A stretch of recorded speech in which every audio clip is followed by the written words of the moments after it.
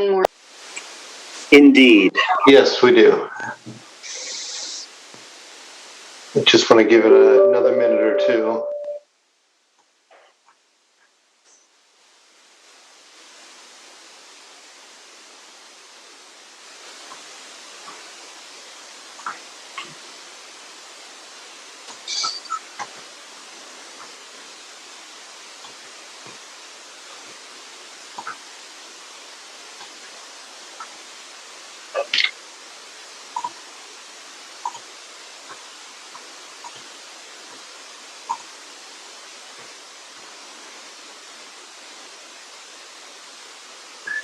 Commissioner Milliman just joined us, so we should have a quorum now.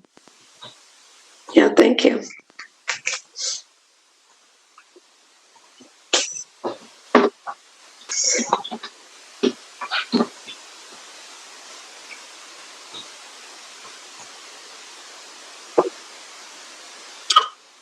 Looks like just happened. Okay, all right. Let's start then. Good afternoon, everyone. I'm Deborah Lockwood, Chair of the Washington County Planning Commission. Today is March 2nd, 2022, and today's meeting of the Planning Commission is called to order. May we have the roll call, please? Yes. Commissioner Bidu? Present. Commissioner Havner? Doesn't look like he's here with us. Commissioner Milliman? Present. Commissioner Petrillo? It's like he's not here with us at this time. Commissioner Podar? Present. I use she, her pronouns. Thank you. Commissioner Wellner? Present. Commissioner Will?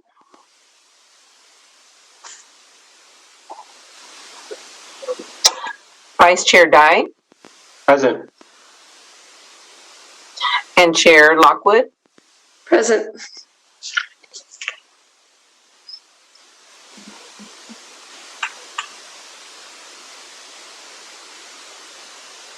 So we have 6 commissioners present and 3 not present, correct?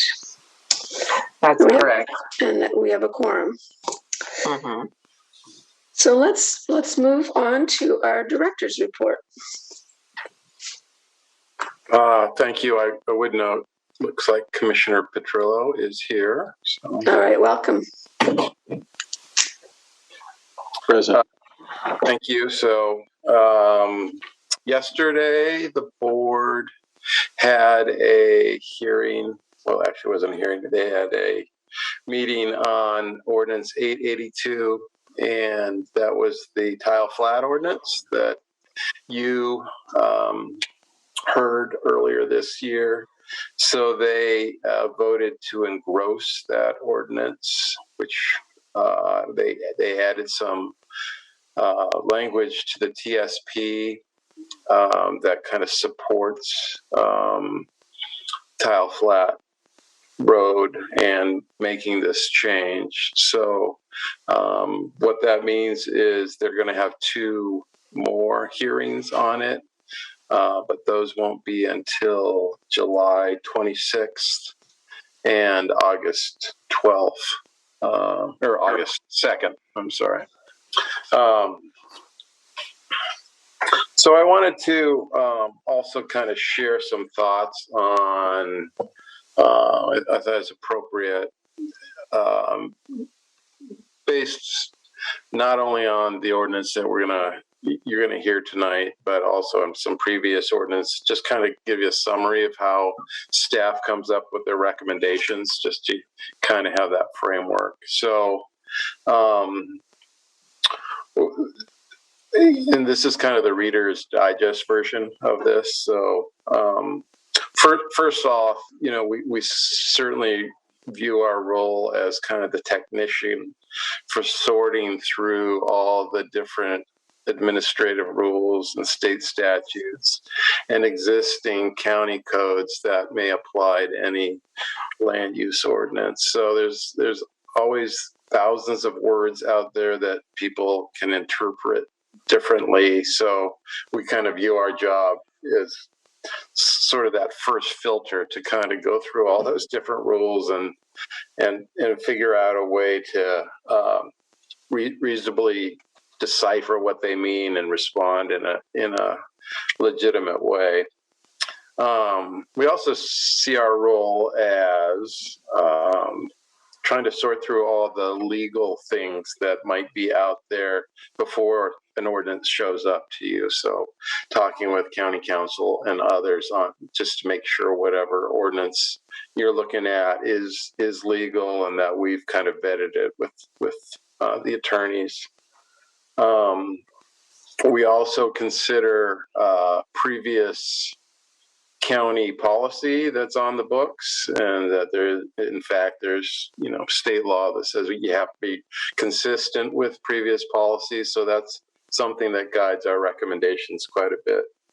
One thing that, at least in my experience, is where we can often differ from planning commissioners and often from a lot of folks we deal with is part of the ethics of being a planner is taking a long-term perspective on things. And so it's not necessarily how things may play out in the next year or two, but generally we're tasked with this 15, 20, 30, 40, 50-year vision.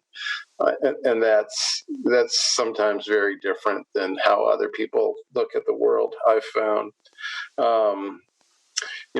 We do use professional judgment, which admittedly is part science and part art.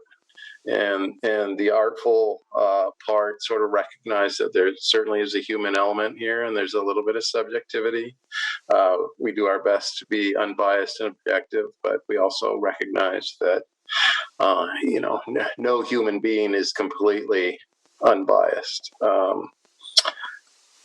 As we enter these processes, we want you to know that we always do value feedback and view it as constructive. We don't take offense if somebody disagrees with staff.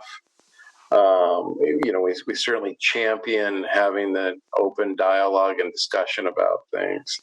And really, that's why we value and see that the purpose of the Planning Commission is to have the discussions about things that are being brought forward, and also that it's I think at least where I'm at this point in life is we really value the process, that we bring recommendations forward as a starting point for serious discussions about things, but it's the process and having the discussion that is really, really important. So I just wanted to get that out there. I know there's been some discussion about staff's recommendations in the past, so I just thought that was important to state. So today you will have a hearing, your second hearing on Ordinance 885. I do want to note that we don't anticipate you making motions on the ordinance tonight or today, but you do have, you have that ability to do that if you want.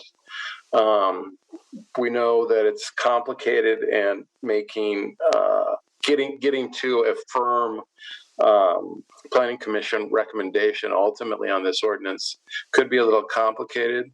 So just want you to know that Rob, our county counsel, has sort of come up with a process that we think could help you once you're kind of getting to that point of ultimately making motions on the ordinance.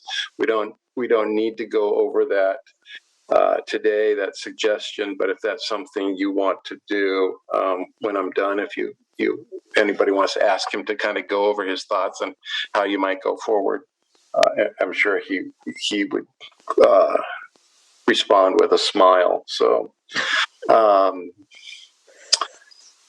You have another meeting on the 16th of March scheduled on this ordinance, where we'll go over some other issues that have come up, mainly related to public improvements, sidewalks, right away, half streets, things like that.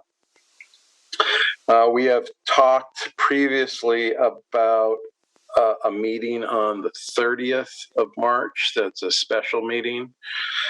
So I don't think you should necessarily talk about that right now, but maybe at the end of the meeting, there could be value once you sort of see where you're at after today. But I just want to talk a little bit about that meeting and why we think there's value in it. You have your regular meeting scheduled for April 6th.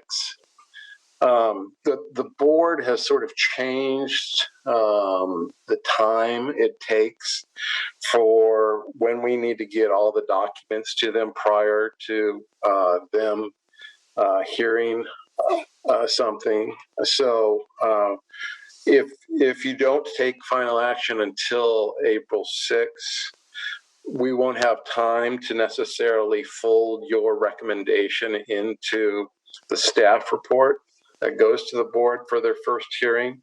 We certainly would show up with the information at the hearing, but it wouldn't be published in the normal way. So that's why we're thinking there could be value in you having a special meeting on the 30th. And if you can make a decision, then your recommendation would be folded into those official documents that go to the board. If you don't meet that deadline, your recommendation clearly will be shared with them, but it'll be shared sort of in person at that first hearing, and then will be folded into subsequent staff reports. I think that's all I have, but I'm open to answering any questions you might have. Commissioner Will has his hand up, I believe. Is that right? Thank you. And excuse me, I just wanted to make a note for the record that you joined the meeting shortly after Mr. Back started speaking. So. Yes. Sorry for the delay. Thank you. That's okay. Go ahead. I have a short question for Mr. Back. You mentioned that for staff purposes and for delivery of a complete staff to the board, it'd be helpful if a decision was voted on by the Planning Commission by the 30th of March? Correct, and that's why we're suggesting you consider a special meeting on that date. My question is if the Planning Commission determines to vote and come to a conclusion or a decision on the next meeting in March, the 16th, does staff still want us to preserve personal time to attend a meeting on the 30th? I don't think we'll have anything for you on the 30th or April 6th at this point, if that's the case. We may on the 6th, because we'll have more time to see if there's something out there. But right now we don't have anything scheduled. So. Okay, thank you. That was my question. Commissioner Wellner. There was some discussion at our last meeting about that meeting on the 30th. Even if we've already made a recommendation by that time, it might be appropriate to kind of go over some of those items that may not make it into this ordinance. And so I guess whether or not we want to set it aside for the list of things that aren't going to be Ordinance 885, but might be a follow-up ordinance, that'd probably be a good use of time, because it wouldn't necessarily be part of our recommendation to the board, but it wouldn't hurt to communicate some thoughts about other items, related items. Yeah, at the present time, we've got 7 people who can attend in the evening on the 30th. It looks like the afternoon is not possible for most people. Any other comments for Mr. Beck? Yes, I do. Petrella. I'm sorry. I wanted to get my hand up here, but thank you, Andy, for your comments. I think that's helpful for both newer and older members of the Planning Commission. And I appreciate what you're mentioning about what planners view as their role in the process of land use planning or urban planning, however you want to look at it. But it's also visions of the future are inherently full with implicit bias about what they should be. I mean, multifamily, for instance, as a use was once considered a nuisance in many communities,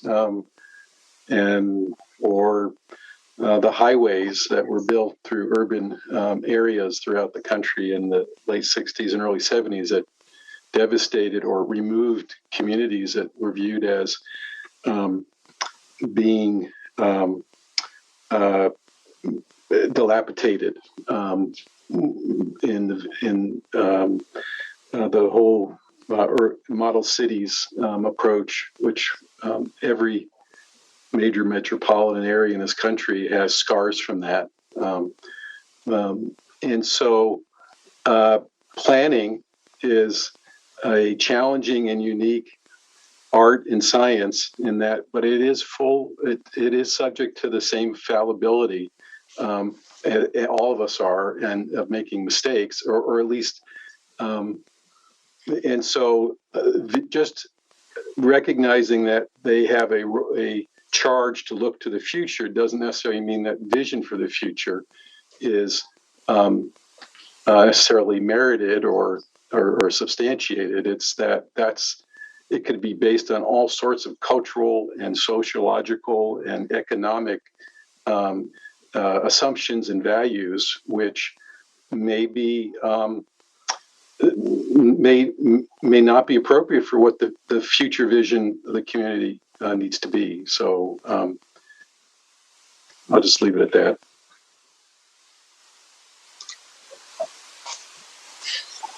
Any other comments on the director's report? All right, we will move on. And the next item is oral communications. Has anyone signed up for oral communications? No, no one has signed up for oral communications. Okay, thank you. Mm-hmm. And next is our public hearing on Ordinance 885, which was our second hearing, continued from February 16th. And we'll start with a staff presentation and then the public testimony. I think we have at least one person wanting to testify. And then have our discussion and deliberation among commission members. So I wanted to request again that commissioners try to limit questions during the staff report to clarifying questions, brief questions, and then we can talk at greater length when it's time for our discussion. So with that, let's have our staff report on Ordinance 885. Thank you, Chair Lockwood. I'm Ann Kelly, Long Range Planner, here to present our second presentation, or our presentation for your second hearing. And this one for Ordinance number 885 will focus on detached flexes, the concept of detached flexes, as well as how we'll treat ADUs, accessory dwelling units, with middle housing, and touch on some design standards that various people have raised concerns about. Next slide, please.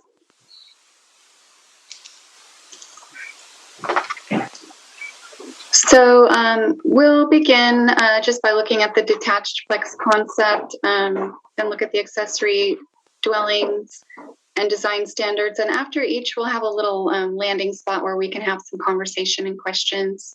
And then we'll move on and talk about potential topics for future hearings. Next slide, please. So this is just a refresher. You're all familiar with this stuff, but in case anyone in the public who's attending is not, I just want to reiterate a little bit. House Bill 2001 is a state law that's meant to expand housing choices for Oregonians. We, other metro counties and large cities throughout Oregon, have to allow middle housing in all residential districts where we allow a single detached dwelling.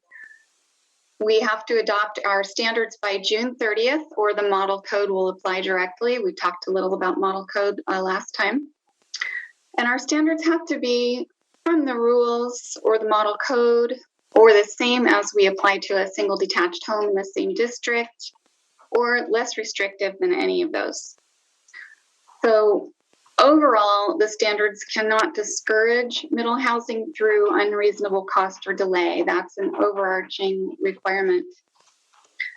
And looking back a ways at middle housing, it was quite common in neighborhoods before the 1940s. You often will see both single detached homes and attached middle housing types, cottage cluster development in older neighborhoods, and those are able to serve more needs, life stages, budgets, and preferences, and you know, much different than just a single family detached only development, which often outprices people and can't serve all the different needs. So neighborhoods that were built later are often just single detached homes, and of course Washington County has lots of residential areas that were built much later. A single detached home is often more costly than comparable size and age housing of other types. So overall, a good housing mix expands options at all price points, and that can help lower wage earners to better compete in the market. Next slide, please. Looking at the concept of detached plexes, the county has always defined plexes as units in one building, attached units. State model code does allow detached plexes by defining plexes as 2 to 4 dwelling units on a lot or parcel in any configuration. So that includes detached, and there are some examples here in the graphics. The state rules allow but don't require local jurisdictions to define plexes as detached. And detached plexes are fairly relatively new for all of us in the region, just as a concept. That doesn't mean, of course, that we're not open to the idea. They're just kind of new for lots of people. Many in the home building industry do want to see us allow detached plexes as middle housing. So next slide, please.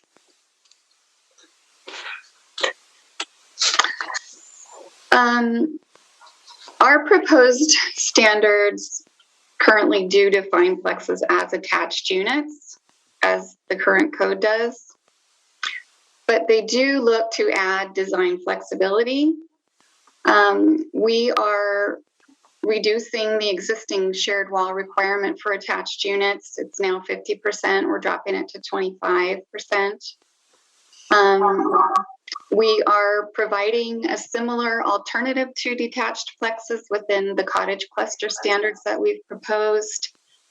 The state allows local jurisdictions but does not require them to adopt a minimum number of units for a cottage cluster.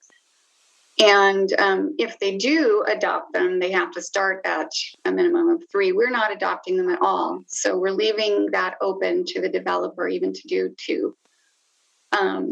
We also are not directly limiting the floor area by lot size like the model code is doing. And we are allowing units to be a bit larger than model code by excluding areas that are below the road grade, not visible from the right of way. Also, unlike model code, we don't require that if there's a community building in the cluster, that the square footage of that be averaged into the maximum size that's allowed per unit. So you can imagine if someone has like a rec center, that could be fairly large square footage, and that would have to be factored in terms of averaging unit size. We're not doing that. So we did conduct a study with the help of Eco Northwest on potential for detached plexes and what that might mean. And one of the main findings said that if we do allow detached plex units that are similar in size to typical single detached homes, we can expect that those would be the most common housing type to result from our proposed amendments for middle housing, and that those would outcompete attached and smaller units that might offer lower prices and more housing diversity. Next slide, please. We have received some comment letters relating to the detached plex concept and asking us again to consider allowing the detached model. Some of the points made in the letters were, if the model code is allowing it and some other jurisdictions are allowing it, why wouldn't the county allow it? The comments also said that builders will only build what they're comfortable with, and by precluding them from building detached plexes, which are quite similar to single detached housing that's very common today, we might be precluding them from doing middle housing at all. They noted that attached housing may be slightly more affordable, but is not the most desired product, and that we need to think more about consumer demand. And that it's really more supply of all housing that will drive down prices and take pressure off of the historically more affordable housing, overbidding on that sort of housing that keeps lower income people from competing. And also that could help to relieve rental market pressures. They also note that by offering detached and attached middle housing both, builders can address market demands better and tailor products and site layouts to be most desirable and economically feasible. They can also, they suggest, create more units, and potentially we could achieve faster the desired goal of middle housing on the ground. Other jurisdictions have also suggested some reasons for support, at least those we've contacted that are proposing to allow detached. And they said that they are allowing it in part to help retain existing homes, retain existing mature trees, and to provide some more flexibility overall. We can go to the next slide, please. So we did look into what various jurisdictions are doing locally. Clackamas County, of note, they're not proposing the detached duplex, but they did do a survey, and over half of the survey respondents did favor detached plexes, but not other types of detached duplexes were popular, but the other types of plexes, triplexes and quadplexes, not so much. Hillsborough is not allowing detached plexes either. Their research strongly points to the detached model being a less efficient land use, more expensive overall, and they cite the ability to make attached housing more affordable by better use of the land, and shared wall, shared roof, allowing for less material cost. Oregon City is allowing detached plexes as a way to help keep existing homes, though they're not requiring that those be retained. Portland has an interesting concept. They are not allowing detached plexes in general, But there is a case where they are, and that's when someone has a detached house that's 5 years old or more and a detached ADU. They will allow a detached duplex in that case, and those are the things that will comprise the detached duplex. Those are the 2 units. And their intent is to allow a middle housing land division for that case. Wilsonville also has an interesting concept. They're allowing detached plexes, 2 to 4 units, and they're calling them cluster housing. There is no size cap, and there is no requirement for courtyards. They're a bit different than cottage clusters. Next slide, please. Our ordinance does not include detached plexes, as I noted earlier, and we do suggest further analysis if they're to be considered. Ultimately, this will be a policy choice for the board. And I just want to underscore, we do recognize benefits and we don't discount the idea of these detached plexes. They certainly can offer some variety of housing types and definitely pose some other benefits. But we have certain considerations that we really would like to look at further, like the building industry says that the housing preference is for a detached product, and we don't disagree with that, but we wonder how many people need other housing products, not just based on preference, but just to be able to get into the market at all. So they may, prefer a detached house, but maybe that's not what they can really afford. Also the focus of many residential builders today being on single detached homes, and the potential for that to translate into this detached housing product. This kind of home does usually cost more than attached homes of the same size and age. And if it becomes the default for builders because they are used to it, could it dominate the middle housing market, and could it impede our achievement of the mix of middle housing that we're hoping to get, including more affordable housing options? And again, we just talked about the fact that shared walls and roofing can cut costs, as can the ability to attach houses and not have to preserve additional land around them. Allows getting more units on the site oftentimes. So that potential can also allow builders to offer units at lower prices without losing profit. And those are just some of the things we'd like to look at more deeply. Next slide, please. This is kind of our landing slide where we are going to open the floor and ask for some input. We do want to hear what you think. Do you want to consider detached plexes, and do you have thoughts about limits? Should we look at these potentially through engrossment, or do you think a deeper look is warranted, or do you have any other ideas? We certainly want to hear. Thank you.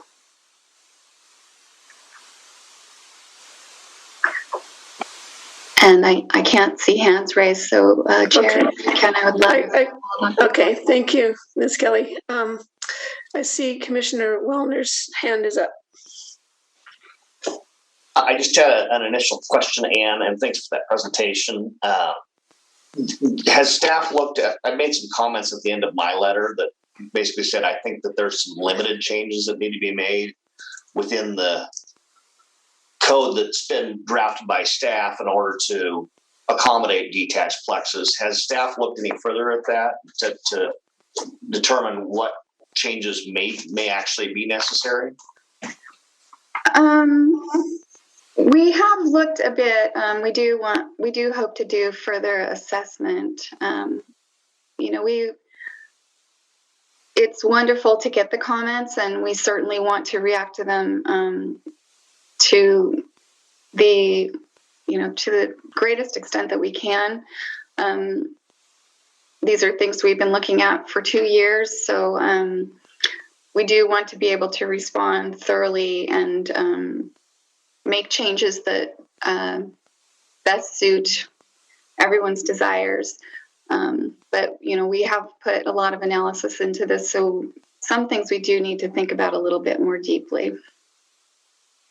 That's not really what my question was. I don't think it's more so if you were directed to engross the ordinance, or the planning commission made a recommendation to the board to engross the ordinance to allow detached plexes, what changes would be required within the development code language that staff has drafted? Have you looked at that piece of it? To an extent, yeah. We certainly would have to revise the definition and the common wall requirement. Yeah. But it's not extensive, though. I mean, not extensive. Okay. I will add, though, there may be some other things that we would want to think about. For instance, how might they be treated? And we would need to treat them the same way for instance, within significant natural resource areas or in floodplains. Is there any need to think about that any differently? Because we would be allowing duplexes in those areas, and detached plexes may take up more space. Is that an issue? We're not sure.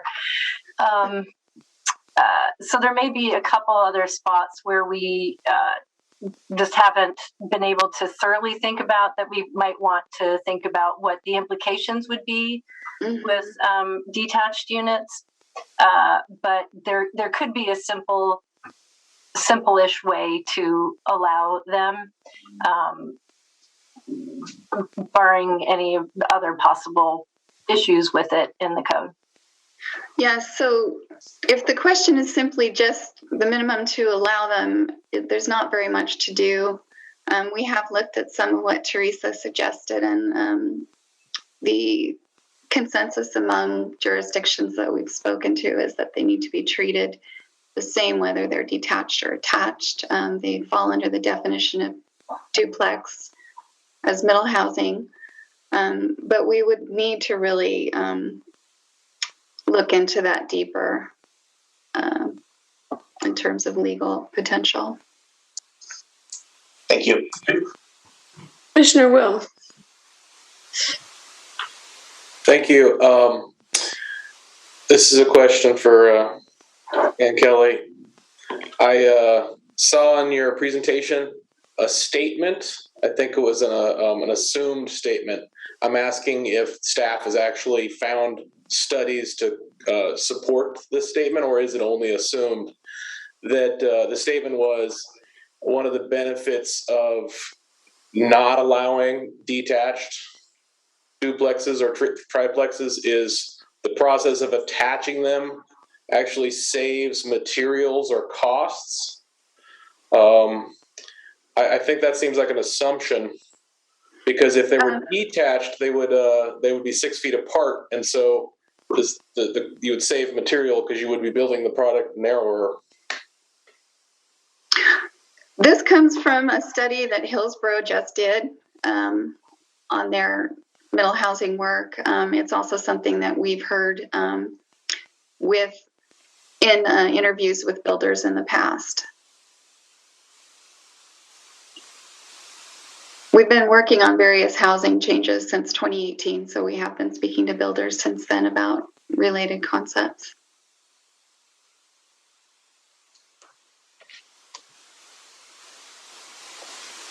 Any other questions at this point? I'm not seeing any. Oh, Commissioner Wellner. I was a bit confused by the end of the slide. So are we going to open up the public hearing, and then I'm confused. What's the process here? Are we opening up a public hearing to take testimony, making recommendations, consider detached duplex limits, So is this a straw poll? Should we be making suggestions individually? I guess staff or chair, or I guess Andy's got his hand up too. Yeah, Mr. Back. I think our intent was for you to ask questions, sort of clarifying questions on this subject, and then we have two other subjects as part of the presentation. Then you have the hearing, and then you come back to the presentation and use this as the point to deliberate or provide staff direction or do whatever you think you need to do at that point. So, okay, thank you. So I don't have any other questions.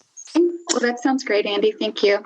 Anyway, we've if you could be thinking about these things, that's wonderful. And I see Commissioner Petrilla's hand is up. Okay.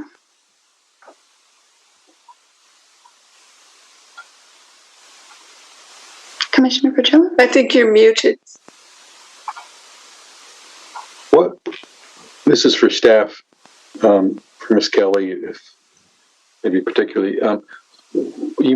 You reference in that slide limits, maybe allow it with limits. What would the limits look like in practice? Or in work? I mean, how would that be achieved? Practically. I think that might refer, Teresa, I believe, added that. I think she might be referring to potential to limit size and so forth. But we would really possibly limiting it to duplexes only, which is something we've heard at times as well. Thank you, Teresa. Well, when I was listening to the presentation on considerations of this issue by staff, and it's not I don't think there's a uniform or there's a consensus on this, regionally or just the issue itself. And I just wonder with one of the concerns is, well, this would be, and I think probably the biggest concern or most reasonable concern is that it might become a dominant product type and an inefficient use, perhaps like Hillsboro's noted or others. And I was thinking when I saw that concern, which I think has some basis, is perhaps limits that, or some sort of controls that would address that issue or that concern, so that we don't end up with just all detached, because that's where the home builder preference ended up being, or of course it might be what the market wants, but when I think of finding a middle ground in middle housing, that might be one approach, is looking at it from a perspective of limits, or trying to mitigate the concern with limits. As you can see, though, regionally, and I've talked to some people in Portland, and Portland's position is not really no or yes, as you've sort of indicated, but it's kind of evenly split, and so I think it's it's not an absolute right or wrong or clear or unclear recommendation here yet, but I think a middle of the road one might preserve enough optionality, which is what middle housing is, in my mind, is trying to do. So that's all. Part of the difficulty relates to what Teresa had raised. If we were to limit these differently, then there's question about whether we could limit detached plexes differently than other plexes. And as plexes, we do have to allow these anywhere that we allow a single detached home. Good point. And restricting becomes difficult if you go housing type by housing type, or If members Right, it goes attend. back to like what I was saying about multifamily being a nuisance in some communities or in previous generations, and if not even discriminatory. So you do, it's sort of a slippery slope. Yes. Thank you. Thank you, Commissioner Petrillo. Shall we go to the next slide? Yeah, please. Alrighty, and now moving on to accessory dwelling units. This is something I believe Commissioner Will had asked about in our last meeting. So I just wanted to go over briefly the treatment of ADUs on middle housing sites. Our current CDC defines an ADU as an auxiliary use to a primary single detached dwelling. So the primary single detached dwelling must be on the lot for there to be an ADU. The ADU is a secondary use. And we do currently allow 2 ADUs per single detached dwelling, so a bit more generous than many jurisdictions in Oregon. We allow an internal or attached one and a detached one for each house. Model code addresses ADUs really only to the extent of a duplex situation. So they say if a building or the units on a lot or proposed units, if they meet the standards for both of these 2 things that are shown, one being a primary dwelling with an ADU, but those 2 dwellings could also be considered as a duplex, the applicant has to say which of those they would want the jurisdiction to consider the proposal. So they have to tell us, I want you to treat this as a primary dwelling in an ADU, or I want you to treat this as a duplex. Our proposed standards go farther than just the duplex situation. We have borrowed that requirement from the model code where someone needs to tell us how they want us to consider the development when it can be classified in several different ways.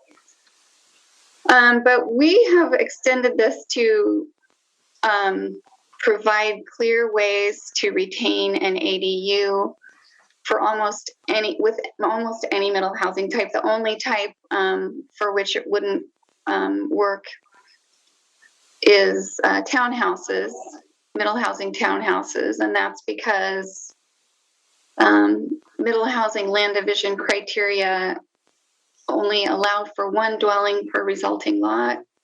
An ADU is a secondary use to a primary dwelling. And,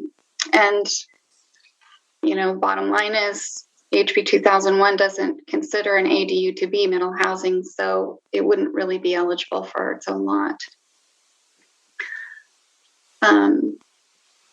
So I think we can probably move on to the next slide. I've got some examples here to show you just to get, hopefully get the idea across a little bit more. So this first example, 1A, you have a primary detached home with an attached ADU. In this case, if they say they want us to consider this development as such as the single detached home and an ADU, even though it's just a label, they could not divide this to create separate lots for each unit because of the middle housing provisions. Neither is middle housing 1 unit per lot according to the middle housing land division. And again, it's a secondary use, that ADU, so it actually needs a primary use on the property.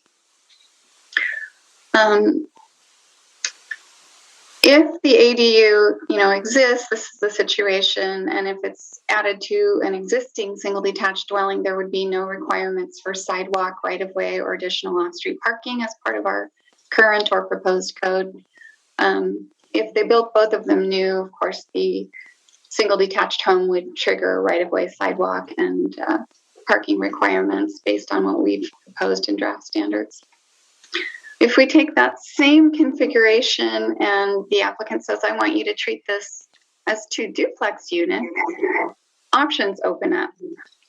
The applicant can keep those 2 things on one lot, or they might, as long as they provide separate utilities and meet some certain other standards, they can create separate lots through the Middle Housing Land Division. Each of those units is considered middle housing. They would have to do sidewalk, right-of-way, and parking for our current standard proposed amendments.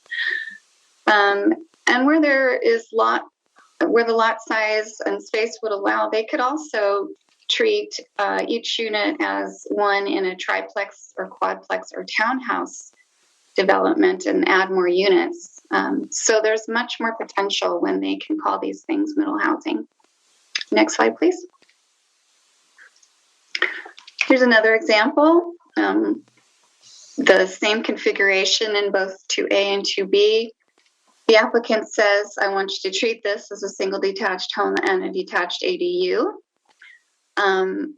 They cannot separate these into what we call fee simple lots, separate lots for each unit that someone can buy outright. Again, the ADU is an auxiliary use, not middle housing. Neither is middle housing. And this is the situation where Portland is proposing to call this a detached duplex, only this, when the house is 5 years older or more and there's a detached duplex. They have a lot more ADUs than we do, and this would enable middle housing land divisions in those cases. In the second scenario, the applicant says to us, treat these both as cottage cluster units.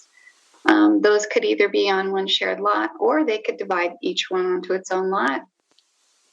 And where the size or space allows, they could add more cottages, or they could also attach these units to create other middle housing types and divide those as well. Next slide, please. Now here's a scenario that is provides fewer options, shall I say. Whether or not the applicant asks us to treat this configuration as a single detached home with an ADU or as 2 duplex units, there's no potential to divide this into fee simple lots because there's not land under each unit. So these would have to be just on one lot. Where the size and the space allow, of course, they could add up to 2 more attached units for a triplex or a quadplex. So that's fairly limited.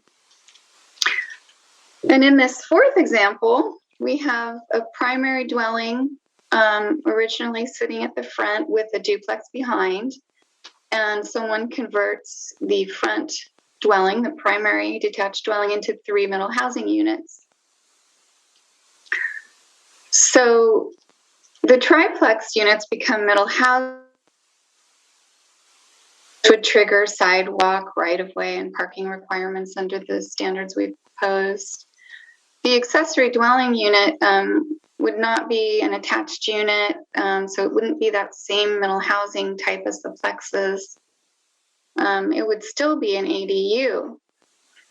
We have proposed standards that say you can keep this. It'll be what's called non-conforming. It originally was built to comply with standards that required that primary detached dwelling as the main use. That's no longer the case. So it doesn't conform to that anymore, and we call it a legal non-conforming use.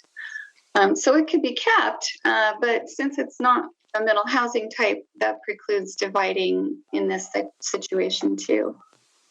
The applicant, though, could attach the ADU to make it a flex unit, and then they'd have more options. They could do townhouses. They could retain even the existing dwelling without dividing it up as a cottage, and then the detached ADU could be considered a cottage as well. They could do more cottage units. So different options, but as it's shown here, not as many. So that kind of concludes the exploration of ADUs and middle housing, we are looking to provide flexibility, possibly more so than is found in model code. And we're open to your input and questions on this.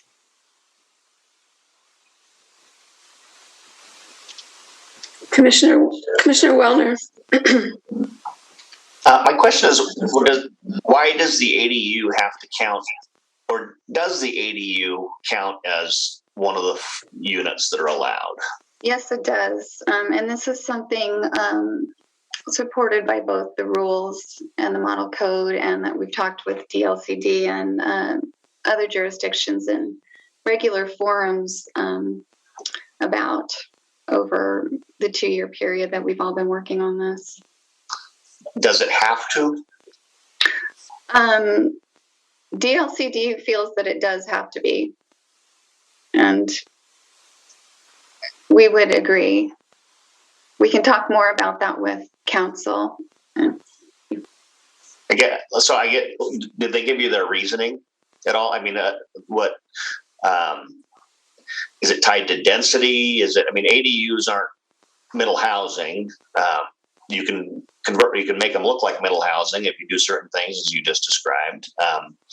But if you built a fourplex on a piece of property and that fourplex still had a large area behind it, why couldn't one of the end units add an ADU behind it?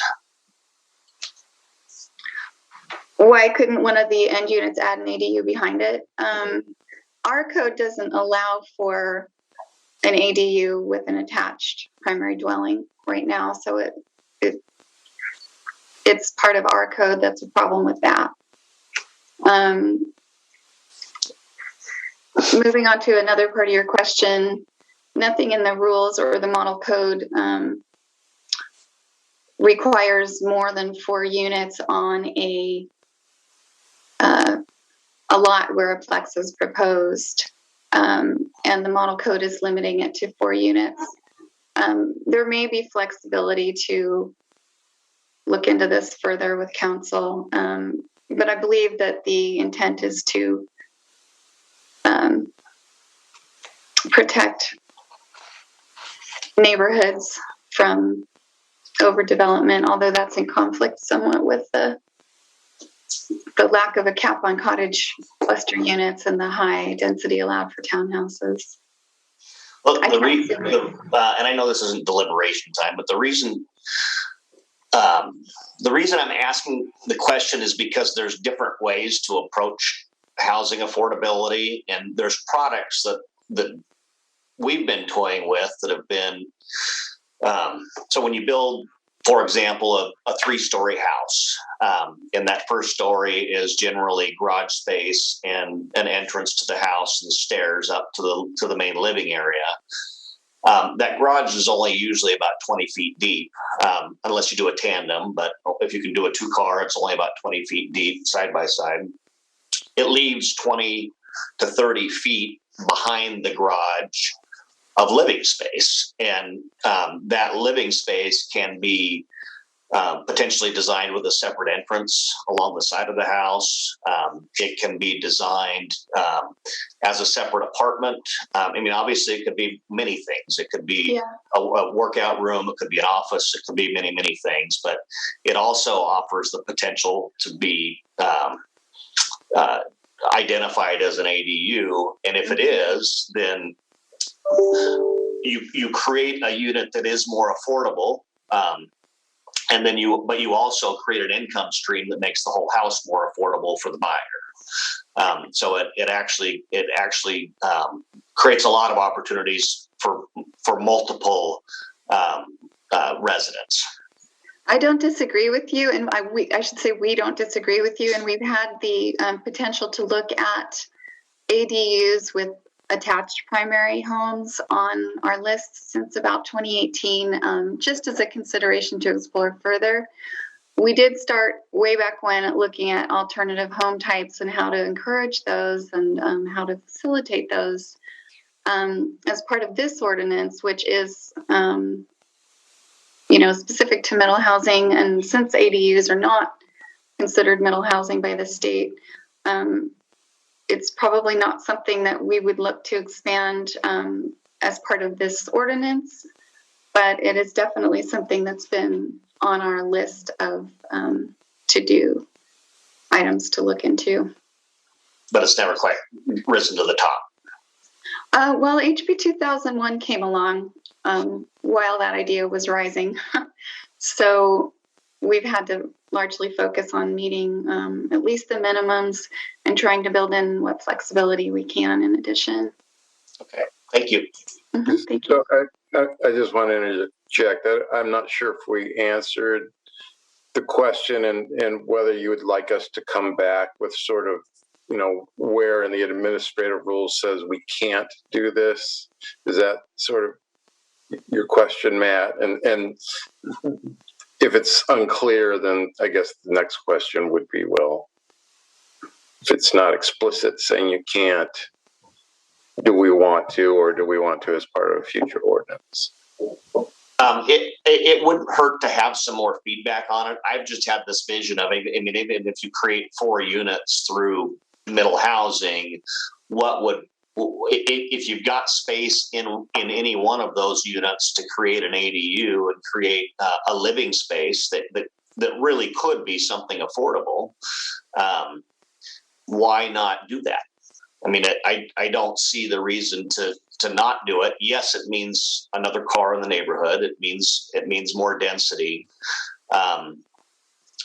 I mean, I personally would plan for that. I would widen out streets. I would make sure that I had adequate on-street parking. I would do a lot of things to make sure that I wasn't going to create a problem. But we're trying to solve another problem too, and I don't know why we would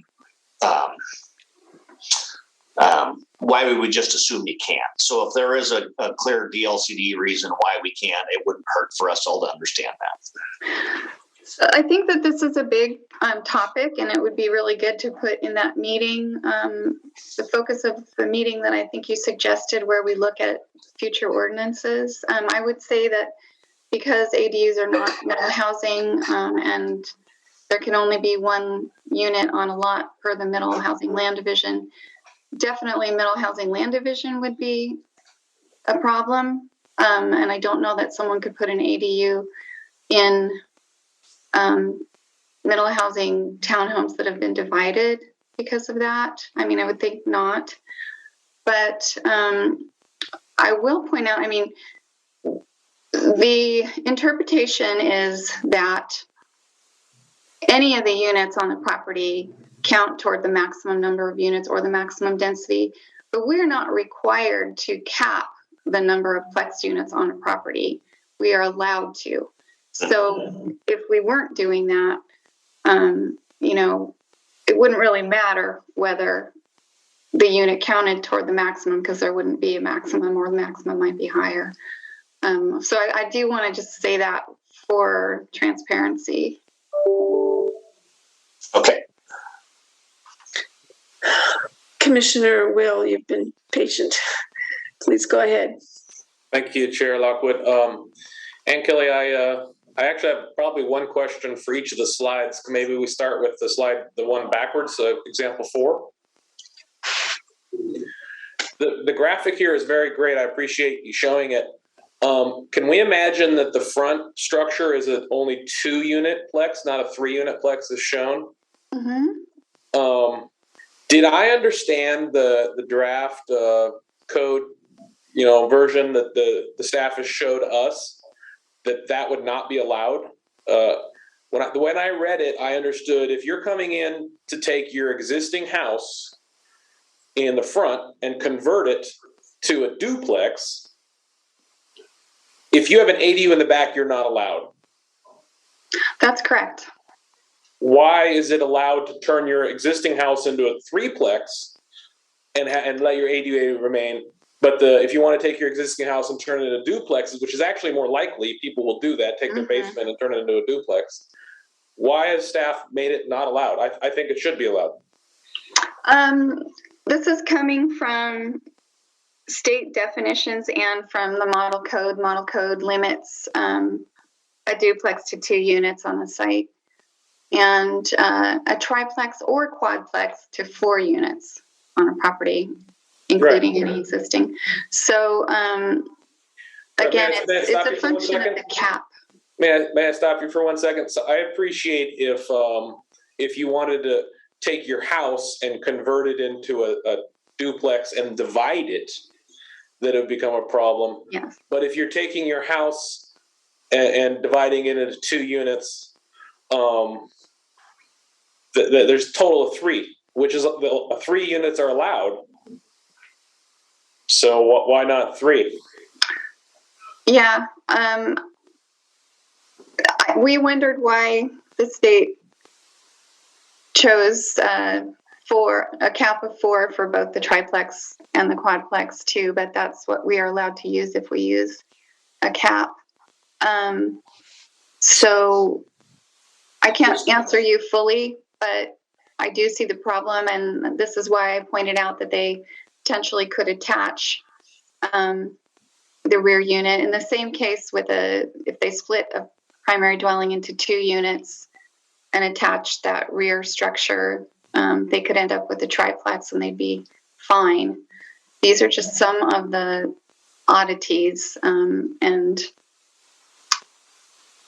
yes, it would be nice to get more flexible, but as we are proposing things, this is already more flexible than model code. So I want to move on to the next example, but I just, like, if staff is thinking about how to address things, what would be needed to be changed.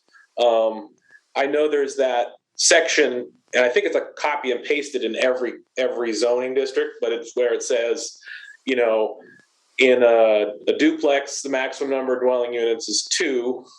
In a threeplex, the maximum number of dwelling units is 4. And then in a fourplex, the maximum dwelling units is also 4. But an ADU can remain being non-conforming. I think there's this shows where the first step, where a duplex, the maximum dwelling units allowed is 2, and is problematic because we're trying to encourage people who own a house to take and turn their house into a duplex, whether it's converting interior space or adding space. And everybody out there who was a friend of people in need of new housing, who took the time to build themselves an ADU in their backyard, can't convert their house to a duplex the way we've written it. So I just want to clarify, that's what the text currently says, is if you have an ADU in your backyard, you can't convert to a duplex. You have to jump to a 3 or 4plex, and you don't have enough room for that. Well, then too bad, you can't help. That's correct? Well, yes, and I appreciate what you're saying. I think our intent, based on the board telling us early on, to do the minimum, that was part of it, but we also figured that this would be not a static process, not just one ordinance, but a number of refinements, and that we would start with the, in many cases, more conservative approach and loosen restrictions rather than starting without those restrictions, running into issues in neighborhoods and trying to retract those, because then you're removing property rights, you run into potential value losses and rights losses, and that becomes quite difficult. So if we view it from a perspective where we're starting a bit cautiously in some cases, and we have the ability to remove constraints, it just fares better in the long run. Okay. Sounds like that caution will lead to people not converting their house to a duplex. I also want to point out that this is people have been advocating for detached duplexes or detached threeplexes or detached fourplexes. Making the engrossments to allow that appears to solve this problem. If you have a house and you want to turn it into a duplex and you have an ADU in the backyard, then it's just a threeplex with one of the 3 units is detached. So Yes, maybe it does. example, I don't have any more questions on this one. Can we go to example 3 real quick? And if I could make one point on that last point, Commissioner Will, that you made, I think that was with the existing home and a detached ADU. That was the issue that Portland was struggling with, and why they decided then to allow that to be considered as a detached duplex. Because they do have that situation quite a bit. So that was one place where they thought, okay, we want to be able to allow that. And so in that kind of situation, we can call it a detached duplex. But it is limited to the 2 units, so it doesn't necessarily answer everything. It becomes a threeplex. Yeah. So example 3, you were mentioning how this could not be divided because the dividing line between the units is the ceiling. I don't know much about condominiums, but could that be condominiumized as an expression?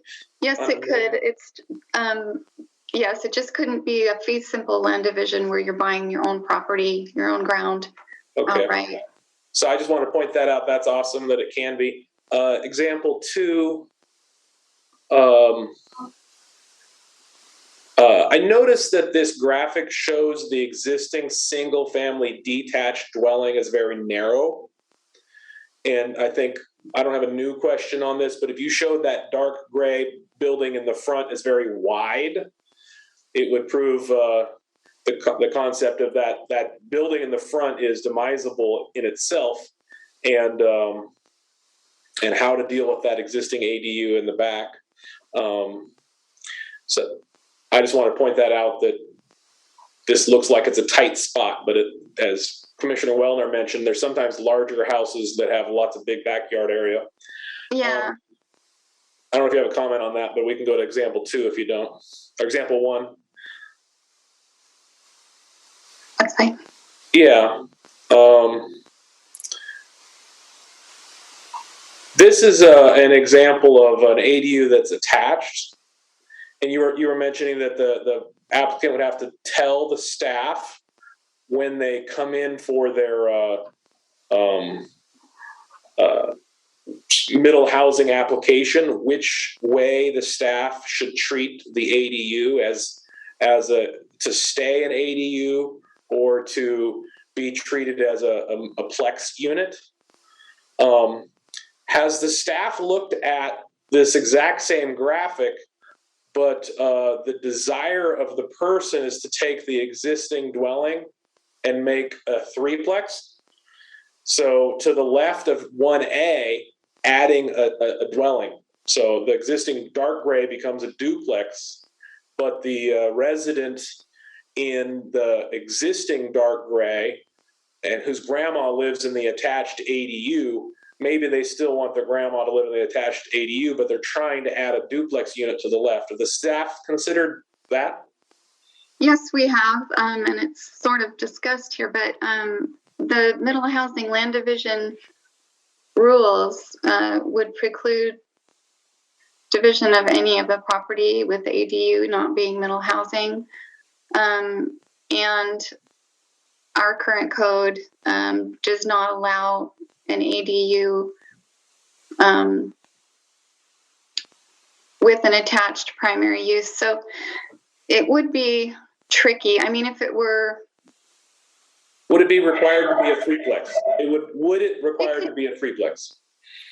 Not necessarily. I mean, they could retain this ADU and build another middle housing unit, but they just couldn't really divide because of the state law. Mm-hmm. And the ADU would be non-conforming for us. But I mean, it wouldn't, unless we had written the draft standard that way, you wouldn't be able to do that. But we've written a draft standard that allows it. Is there one slide just before this with the green houses? Mm-hmm. Yeah. So with the top structure where you have the existing ADU is inside of the greenhouse, if somebody wanted to add another dwelling unit and turn the house into a duplex, the existing ADU is already integral to the home. So would the staff force the applicant to make it a threeplex, and the existing ADU that's integral to the home becomes a threeplex?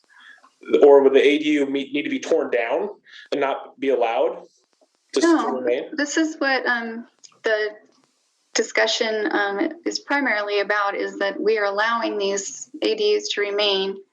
They will be non-conforming uses. They will not be considered as middle housing. So you wouldn't be able to divide, but you could keep it under the draft standards that we've written, which is. And then in the lower green graphic, my last question is, if the lower green graphic, which has a detached ADU, if the person wanted to add to the left, obviously this doesn't have enough yard in this graphic, but assuming the person has a large side yard to the left, and they wanted to add another dwelling unit to create a duplex, that ADU in the backyard would not be allowed under the way the current code is written. It would be allowed as a non-conforming use. It would be allowed, but again, it would preclude division of the property. Yeah. I thought when you do a duplex, you can't have an ADU. It's only with a 3 and a 4-plex can you have an ADU. Oh yes, I'm sorry about with the detached thing. Yeah. I'm sorry. So I think that's a problem, and I think that's another reason why detached plexes would solve this problem. If I added a plex to the left of my home, whether it was attached or detached, my existing ADU could be treated as another plex unit, so with three total. Yeah, removing the cap. Currently, I'd have to connect my ADU to my house arbitrarily when there's no need to. Yeah. And I'd have to do it 25%, which is an odd thing to do when it's connected like that. So that's all my questions. Yeah. I appreciate it. Okay. So that, or even just removing the cap that we've applied could deal with that. Are there any other questions?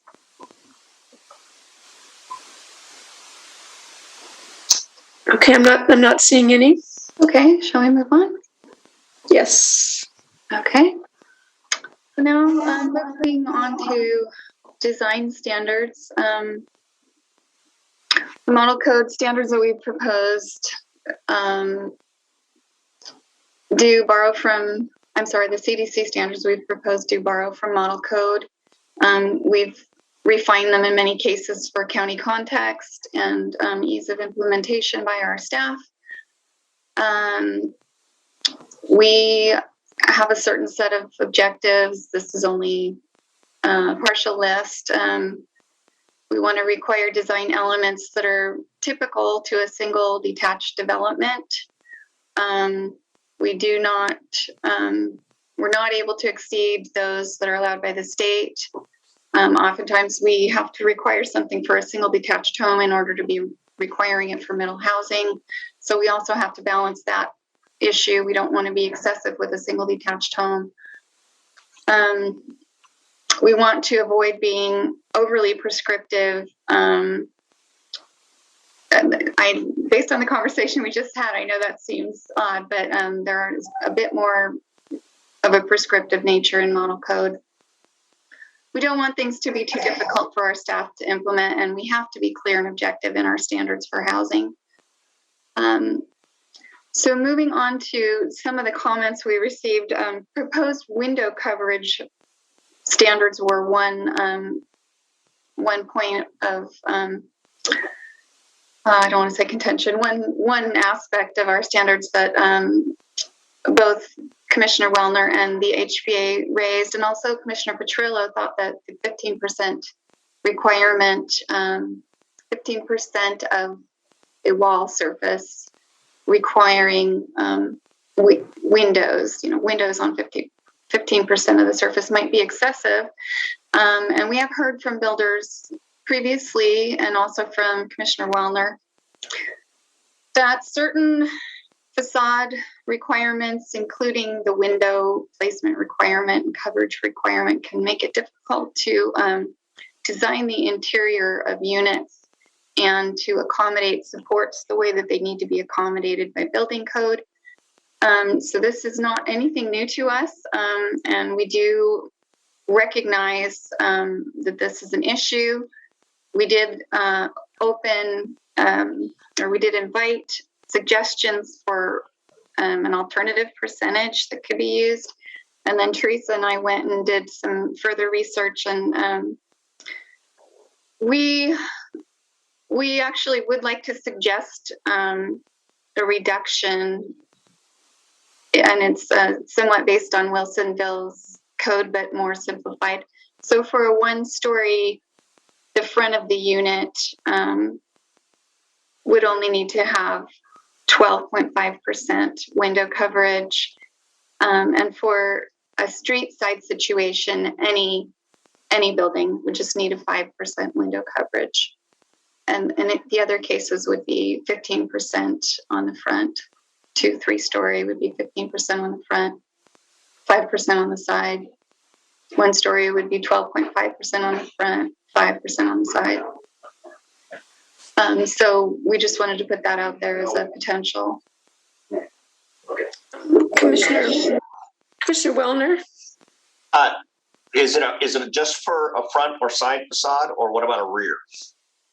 We don't have requirements for those on the rear. Okay. I was confused by that, so that should be clarified maybe. Thank you. Okay. Commissioner Petrillo? Well, I think the omission of the rear is a de facto case. I mean, if it's not, but either way, I wanted to express support for that recommendation or consideration you're making. I think it is an improvement. It's some consolation to, for instance, the Home Builders Association, but to the building industry in general. If you do have a side elevation that is facing the street, and you have a 15% requirement, you kind of end up having to demise the interior space in a different way than maybe what was originally planned, simply because of that one rule, which may not be achieving. It's not in balance with what's it's not utilitarian to what is happening inside the building or the structure. So I think that's a reasonable approach you're making, and I support that. I appreciate you looking at it.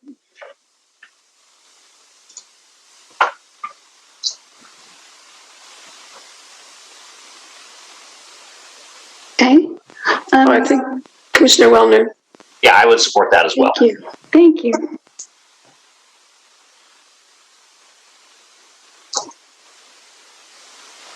Okay, just taking notes.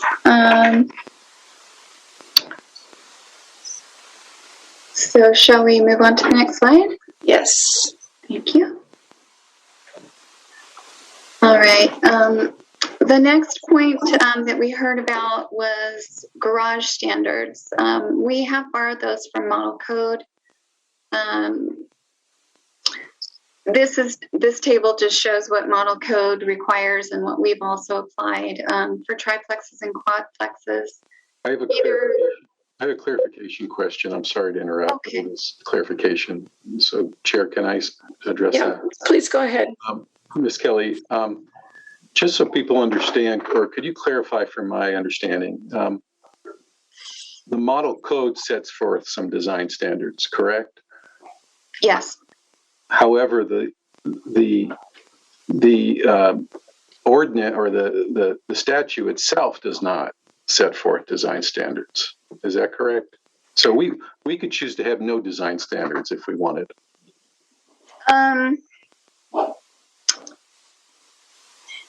Possibly. I mean, some of the rule does address design standards to an extent, but definitely not to the extent of the Model Code. And the rule limits us to design standards that are either in rule or Model Code, or that we apply to a single detached dwelling in the same district. So right. And so I just want people to understand. So I guess I just wanted, so we're all on the same page.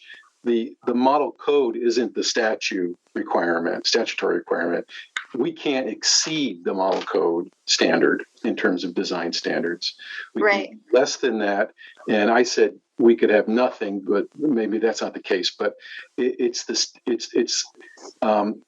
model code is not necessarily what the statute requires. It's just the model code as a template. Thank you. Yes, and largely, we can't really talk in terms of compatibility and things that are not clear and objective, but the intent, of course, is to help situate these things into existing neighborhoods the best that we can, and at the same time not be overly excessive with requirements. So, are you okay if I get back to the garage issue? I'm sorry, I just wanted to clarify that. Okay, thank you. Model. Thank you. So for triplexes and quadplexes, the model code and we are proposing that you either have to separate the garage from the street with a dwelling. There would have to be a dwelling at the street, and the garage could be a bit more internal to the site, accessed from an access drive. Or if you do have garage on the street frontage, either one or combined, that is limited to 50% of the street frontage. The garage can't be wider than 50% of street frontage. And then for townhouses, each unit can have a garage. And these are limited, not in terms of the whole garage, but the door width is limited to 12 feet each. Cottages, again, it's the door width, and there's a maximum of 20 feet wide, which is somewhat large for a garage door. So 2 planning commissioners and also the HBA did raise concerns, and they requested that we perhaps have a path to wider garages, some kind of design exception allowance. We do, as Commissioner Wellner pointed out, we do have a type 3 process for our transit-oriented districts and other districts where certain homes are near transit service, whereby an applicant can elevate, what normally would be a type 2 process to a type 3 that requires a hearing with the hearings officer. And through that process, they can propose alternative design standards that they prove will either meet or exceed the intent of the usual type 2 standards. So we do have that process, and we could potentially make it available for middle housing as well. But it does add the public hearing requirement, and that means time and cost as compared to, say, a type 1 middle housing development. And it's something we could potentially look at either through this ordinance or probably, more logically, probably through a future ordinance, as it might take a little bit more consideration. So moving on. Could we move to the next slide, please? We got a third letter from the Urban Green Spaces Institute, or UGI, and they suggested requiring a minimum landscape area for middle housing units, minimum landscape, minimum open space. There is a shared courtyard requirement in model code, and as we've proposed, that limits impervious surface, meaning paved area where water doesn't penetrate well, limits that to 75% of the courtyard area. Urban Green Space Institute has also asked that we require less parking and that we require tree protection. So in this table, we've kind of run down the treatment. We're proposing just to limit the impervious surface to 75%. We can't really exceed the standards or be more prohibitive than what model code proposes. So we've got that 75% requirement. And middle housing also comes with that sufficient infrastructure requirement that we talked about last time. And that's a very limited definition under the state, but it does cover adequacy of drainage. And so we would be sending applicants to Clean Water Services to ensure that the drainage is adequate. So at least there's that as well. And then with trees, we did add the new street tree requirement to both single detached dwellings and middle housing. So that's an addition. We are not requiring additional minimum landscape space or minimum open space. In some of our districts right now, we don't do that. We presume that the required setbacks for a single family dwelling, a single detached dwelling, which of course will be the same ones for middle housing, those will provide for the yard space, the open space. And so we are relying on those for middle housing as well. We don't want to create extra demands on the land, on the space that can be used for livable units. And we don't want to add the cost that comes from sacrificing that land versus adding a unit. And when you have fewer units, then they may be higher priced versus a few more units that could be less. So then the next question about reducing parking, we can only at most require one off-street space per unit. That is what we're proposing to require right now. We could revisit that with the future ordinance, and there may be things happening at the state as well that would call for us to relook at parking standards. But for starters, we're proposing that one off-street space. Again, it's difficult to,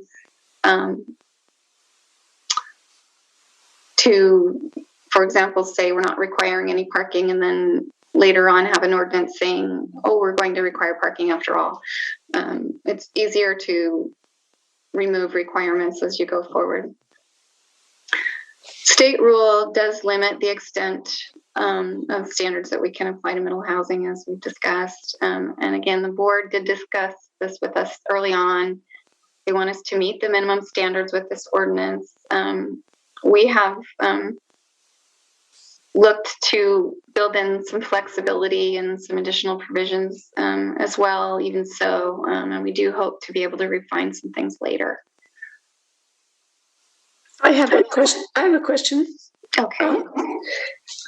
I'm looking at the Urban Green Spaces Institute letter, and they are asking for a maximum of 50% on impervious surface. Mm-hmm. So I just thought that fact should probably be noted.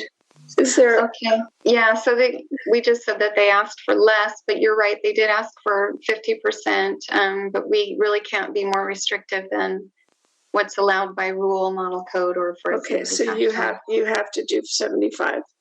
If we want to do any, I mean, that's okay. The most, or all right. We would have to allow that much. Yeah. Right. Thank you. Thank you. Oh, and I should add that Urban Green Spaces Institute also did recommend reducing minimum lot sizes and allowing smaller setbacks. Those are not really considered design standards under the rules, but we could consider that. Again, it would be likely something we'd want to do as a future ordinance in terms of removing constraints rather than adding constraints if things turn out to be, if we start to see complications. Does anyone else have questions, or shall we move on? Commissioner Wellner.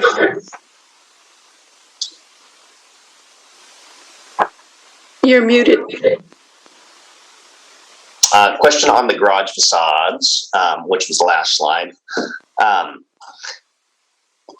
I think you were there when the garage facade standards were developed. I know Andy was. Those standards were really targeted at two-story housing, if I remember correctly. I mean, it was driven at the garage not being the dominant feature, and at the time, most of the housing that was getting constructed was two-story.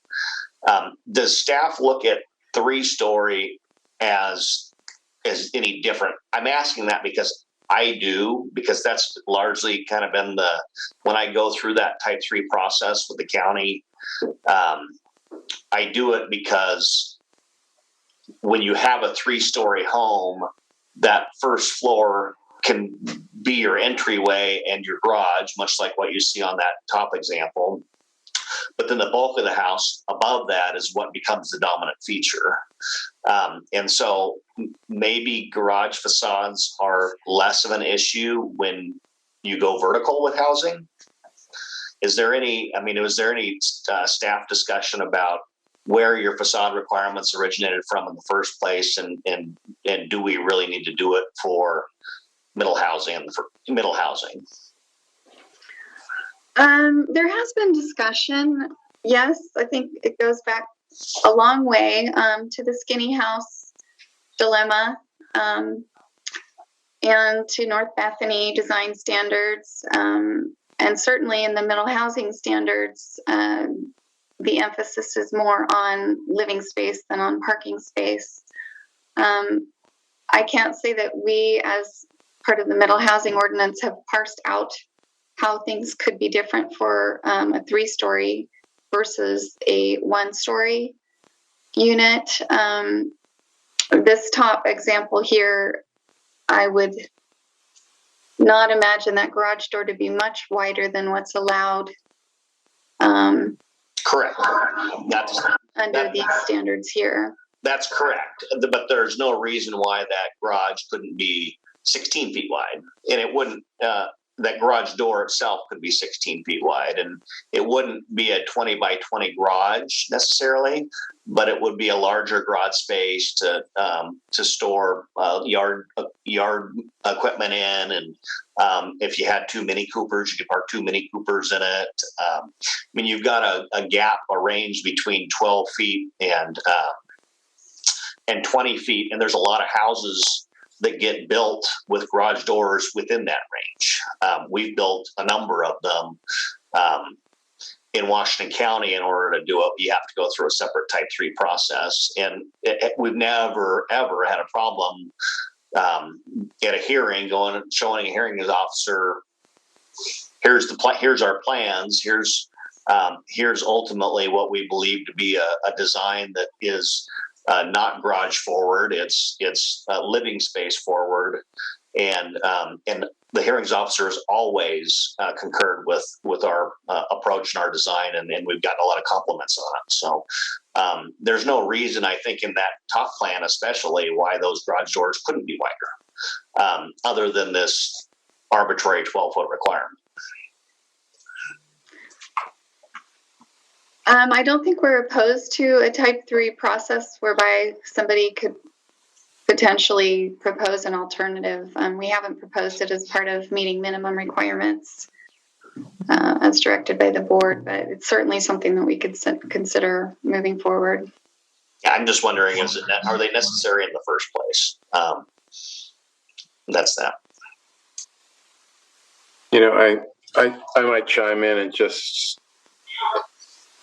put on my historian hat here and just agree with you that it is to avoid having the garage dominate the facade, and dominate is kind of a subjective term. So, you know, looking for modifications for how we've done it, as long as the garage still doesn't dominate, given different situations, seems like a reasonable thing to talk about. But we certainly haven't spent a ton of time looking for other options at this point. So,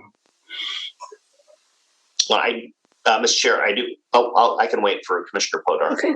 All right. Please go ahead, Commissioner Podar. Thank you, Chair. I have a question.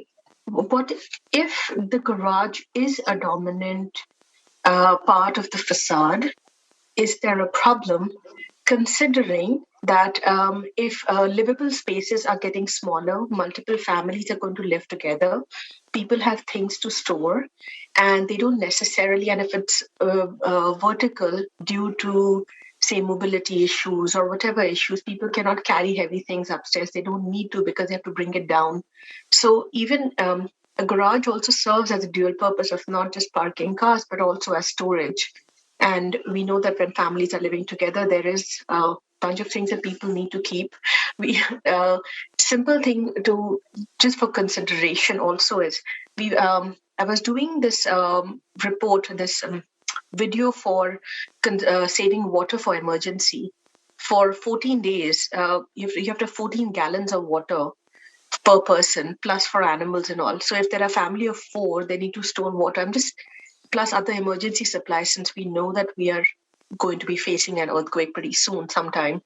Hopefully not, but we have to be prepared. So there are things like this that families need to store, and they don't have that space in their homes, especially since the housing needs to get smaller. So is there a problem in having the garage be a dominant part of the facade?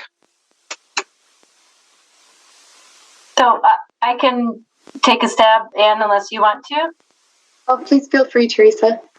Well, I'll just say from an urban design perspective, and these are design standards, and part of the reason for the design standards is about neighborhood livability. And part of the idea here is that you would have a more friendly face to your home and to the rest of your neighborhood and to the people walking by, so the pedestrian realm and all of that, to have a part of the home be what's in the front versus just the big garage. And so that's, I think, one of the primary reasons why we're asking at least for 50% of that front to not be the garage, but be some part of the home. Also to have eyes on the street, and that's a concept where also for kind of public safety in that pedestrian area is for people to be able to see from the front of their home out to the street. So those are the kind of the urban design ideas behind this limitation. I think I'd like to just add and clarify, and this is where Teresa and Ann can kick me under the table, is we would allow larger garages, just not in this location right in front of the street. So if there was alley loaded or was, recessed a little bit, you could still have a bigger garage. It's just not as the dominant feature right in front where the pedestrians are.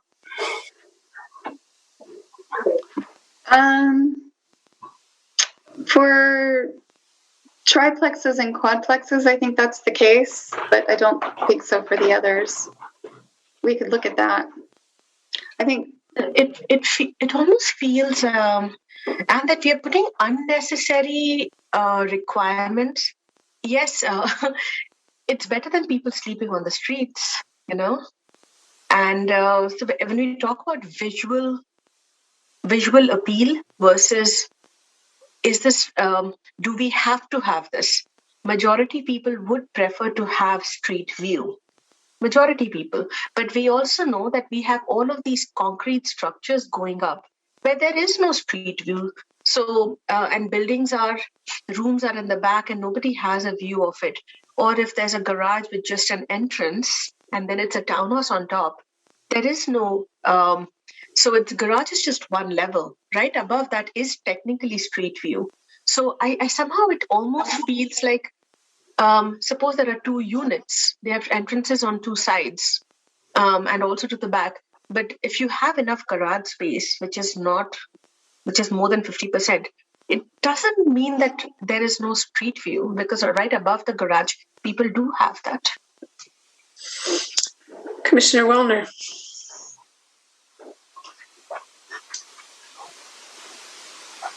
I think you're muted. Can we go back to the last slide, please? A couple comments on that. So if those, I think anybody here would be hard pressed to tell me that if you can see that those are single. This is a bad example because they're all the same color, but those two garage doors are if they were widened out by 4 feet, would you have any less eyes on the street? Would the dominant feature be any less than with a wider garage door? Or would the dominant feature be the garage door if it were 4 feet wider? And I would contend it wouldn't be. But these rules, as proposed, wouldn't allow for that garage door to be 4 feet wider, which doesn't make sense to me. And the other part of that is Andy, your comment about pedestrian-friendly areas and focusing on those areas is these standards don't do that. The underlying facade requirements in the code, the facade requirements are only triggered when you're within, I think it's 1,320 feet of a high capacity transportation corridor. And so if you're not within that distance of a high capacity transportation corridor, then you don't have to apply these standards. With the way this is drafted, it doesn't matter where you are, you have to provide for them. We build a lot of subdivisions on private streets. In those circumstances, the facade requirements don't apply. At a minimum, these should be dialed back. But again, I would support just eliminating them altogether because I think they're archaic. I think that they were designed for a time when almost all construction was 2-story. There was very limited 3-story construction, and the market demands. In order to sell a house in this market, you can't just build a garage forward with no eyes on the street. It wouldn't sell in the first place. So I would support getting rid of them, but we'll see where that goes later. Commissioner Will.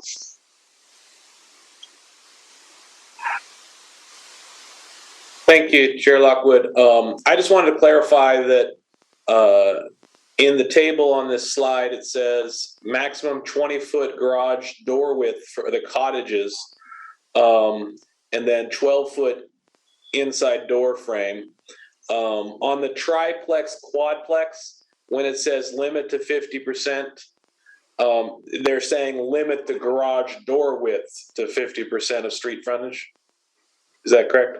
The model code doesn't clarify that. It's just the garage width for triplexes, quadplexes. For the other cases, it's definitely specified as door. Yeah, for any of these, if they survive, I'd want them to be clarified to be door width, because to address some of the commissioners concerned about storage spaces inside, I believe that the space inside could be wider than the door and deeper. So I'd hate to restrict what happens inside the unit. There should be no public concern about how big the interior is. And then, what was their second question? Oh yes, I wanted to ask a question about corner units on a public street corner. It says frontage, but a corner unit has frontage in its side yard as well as its front yard. So does that mean a triplex or a quadplex that was on a loft that was 100 feet deep could have its side yard garage be 25 feet wide or sorry, 50 feet wide? Potentially, yes. It's frontage by frontage. Can you add the front and the side to be a total of, 50 plus 100, 150 feet divided by 2 is 75? Well, I mean, the model code doesn't do that. I suppose we could, but that would then end up, I think the point is for the view from each frontage to be, not dominated by garages. So if we allow it to be combined, then you could have, all of the garages on one side taking up the whole block and then the other none. So. Okay, well, I've heard some people talk about their lack of support for this standard, but if it was to survive, I think it would be good if the staff made sure the language clarified for the building community. Mm-hmm. Whether they're like, let's say you build a fourplex on a 50-foot wide lot that's internal to the block, so not on a street corner. You're limited to 25 feet wide garage on a 50-foot wide lot, and you got 4 dwelling units who are supposed to all have 1 parking space. So I guess 2 of the people might fit into that 25-foot garage, and the other 2 might have to have a parking pad and not get zero garage space. So I want to point that out. And then on a corner unit, when there is the opportunity to have 4 garages, 1 for each of the units in the fourplex, it's important to allow that on a side street where you have 100-foot side frontage. So it seems unclear to me the corner lot situation, and the 50% surely does make it impossible to provide 4 garages for a quadplex if you have an internal lot that's anything less than 100 feet wide. I think that's it. Thanks. So these are all good points. I think there are different camps for all of this stuff. I can start with the fact that there are surveys and studies all the way to the federal level that put parking at the very top of the list of what makes housing more expensive. Habitat for Humanity often does housing with no parking. I've processed applications where they propose no garage, no parking. And I know that seems really unpalatable to some people, but it's always the balance of what's more important or what's more needed. Is it the living space or is it the storage and parking space? So I think the spirit of the middle housing provisions really look to prioritize the living space and get the maximum usage of the land for that by limiting us to requiring only 1 parking space per unit. Whether it's in a garage or a driveway doesn't matter. An applicant can always provide more parking if they would like to, but we're limited to requiring 1 space. And then another case in point, the model code limits the sizes of garages for cottage cluster units to 400 square feet, for example. So it's very specific about limitations on areas that are not to be used for living space. And certainly we will think about all of these points of view. We also have the challenge of making sure that this kind of housing sits well within existing communities. We have a long history of people who are quite proud of their neighborhoods and working on standards to make sure that things are compatible. So I think probably removing standards for garages altogether is a difficult concept, but these are certainly all different perspectives that need some consideration. And I don't think it's a bad idea at all to look at having at least a type 3 process to allow for alternatives, but just based on the history of the work at the county and the goals at the state and at the federal level toward increasing affordability, I'm not sure that eliminating these requirements is necessarily an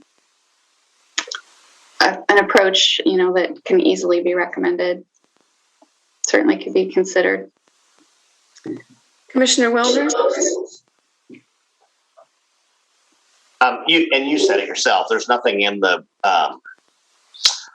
model code that says we need to discourage parking, but ultimately these requirements do discourage parking. And the thing, if I'm a neighbor in an existing adjacent neighborhood, I'm going to be far less concerned about the size of the garage door on my neighbor's house than I am about whether or not they have adequate parking for the people that live there, one, and two, for the people that are going to come over for the football game on Saturday, or that are just going to come visit mom and dad. So you said it. There's two ways. I mean, there's different ways. There's different opinions to think about. But I build these projects and I see the problems. And parking is huge. And when you are adopting rules that discourage parking, you're creating problems not only for that neighborhood but for the surrounding neighborhoods.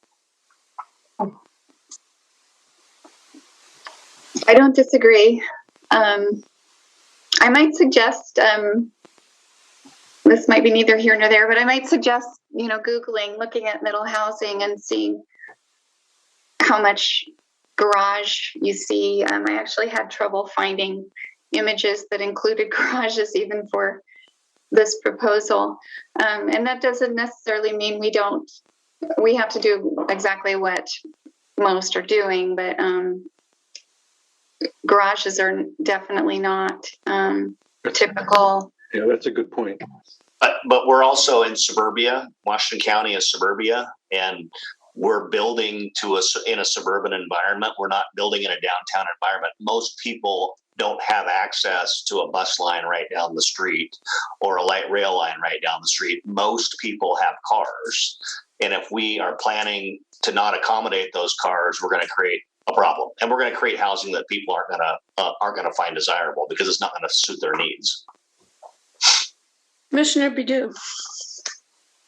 Thank you, Chair. I just wanted to echo what Commissioner Wellner just said, actually, that, the garage situation is highly dependent on the location of the housing. And if we are looking at a more suburban environment where there is not high and easy access to public transportation, then we do need to consider that.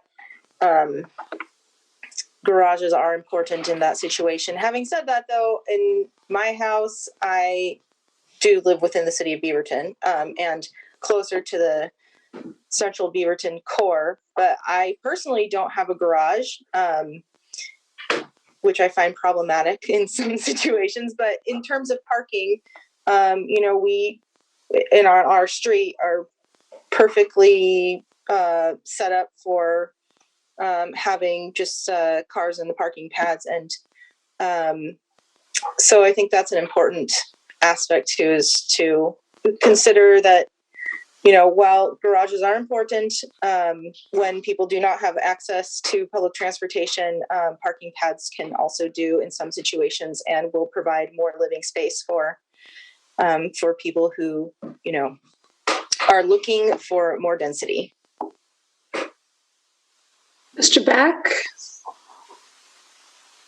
I just wanted to say this has been a great discussion, but it sort of borders on deliberation, and Yes, it does. you might want to consider just going to the hearing and then starting. Yeah, I was going to ask. Thank you. I was going to ask Ms. Kelly if we're close to the end of her presentation. Well, we're sort of close. Let's see. I don't mind, Chair Lockwood, could we please just take a 5-minute break? It's been about 4 hours. That's the other consideration.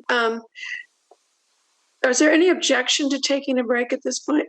No, not whatsoever. Okay, let's take a 5-minute break, please.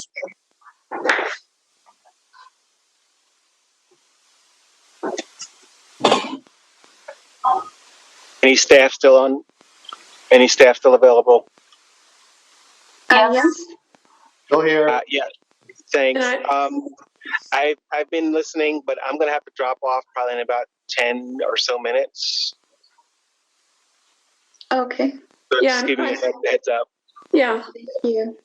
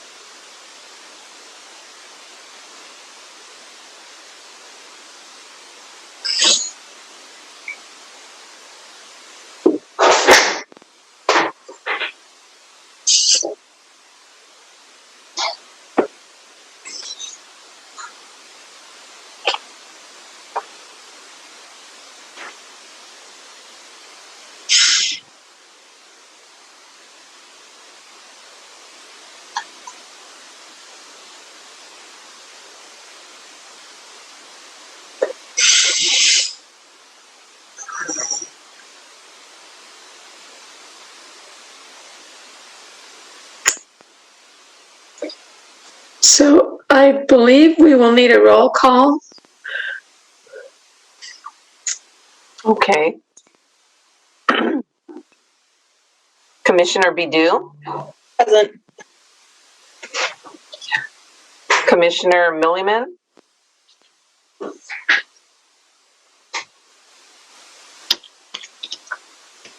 looks like she's still on break. Commissioner Petrillo, Present. Commissioner Podar, Present. Commissioner Wallner, Present. Commissioner Will, Present. Vice Chair Dye, Present. and Chair Lockwood. Present. So we have, Looks like we have 1, 2, 3, 4, 5, 6, 7. okay, so we have a quorum, and I imagine Commissioner Milliman will join us shortly. Okay. Yeah, and I did want to mention that I kind of think of 90 minutes as a sort of guideline before taking a break. So I'm sorry that went longer. I kept thinking there was going to be a point I could stop, but the conversation was people were engaged. So anyway, in that regard, Ms. Kelly, can you give us an idea of how many more slides? Just a few, actually. I think we're going to skip one, so possibly just a couple, 2. So please go ahead. Okay, so I think we can move 2 slides ahead of that. We had already covered this one, yes. So this is just a quick comparison between the design standards that we're proposing in model code, just some key differences. So model code does require a maximum floor area ratio. We're not requiring that. The 15% window requirement, of course, we'll be proposing to reduce, but model code counts only windows and entrance doors for some housing types. We are proposing to count half of garage windows for all types as well. Driveway approach in model code, you must use the lowest street classification, like a local street versus a neighborhood route, which is carries more traffic. We're allowing exceptions to that. Model code is more generous or less restrictive in terms of street frontage requirements for townhouses, as Commissioner Wellner's pointed out, requiring only 15 feet for a townhome frontage, while we're requiring 20. That's the most we can require per the rules. And again, we could look to reduce those, whether now or in a future ordinance. Parking, we are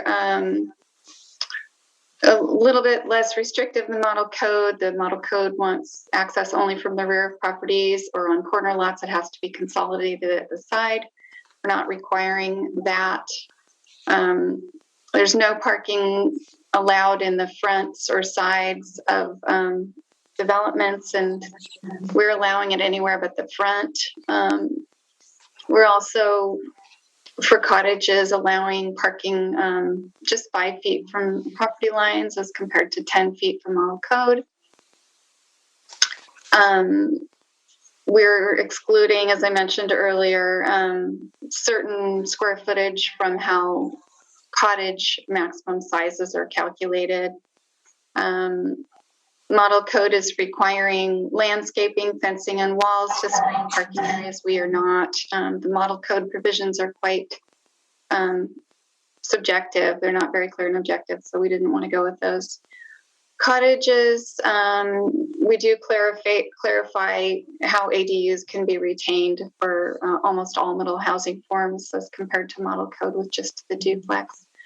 So at this point, these are certain areas where in many cases we're more flexible, more lenient, and certainly we've got much to consider in terms of today's discussion about getting more so. And I think we can move on 2 slides ahead from this because we've already had our discussion on design standards for the most part. I did have one clarification on that, Ann. Sure.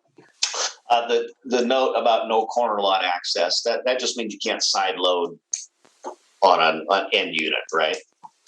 You could have an alley coming off the back of that, but you can't side load directly to the building.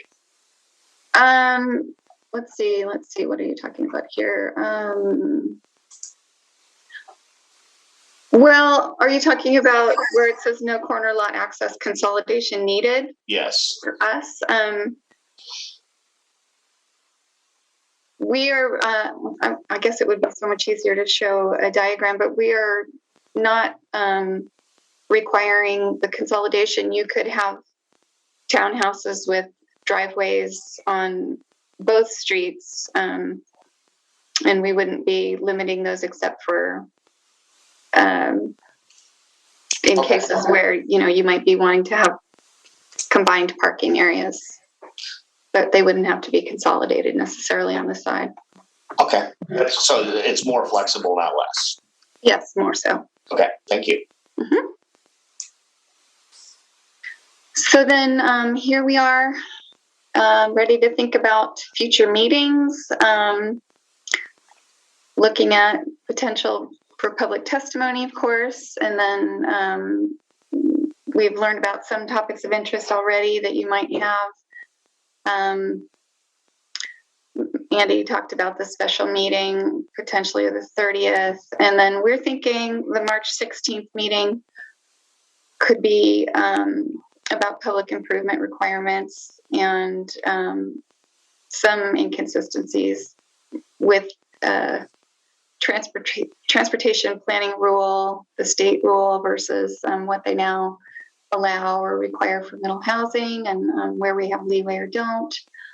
And a little more discussion about proposed sidewalk and right-of-way requirements. We did hear from members of the public, HBA and Commissioner Wellner, about potential issues with those. So that could also be a focus. Would you like to discuss potential for other topics?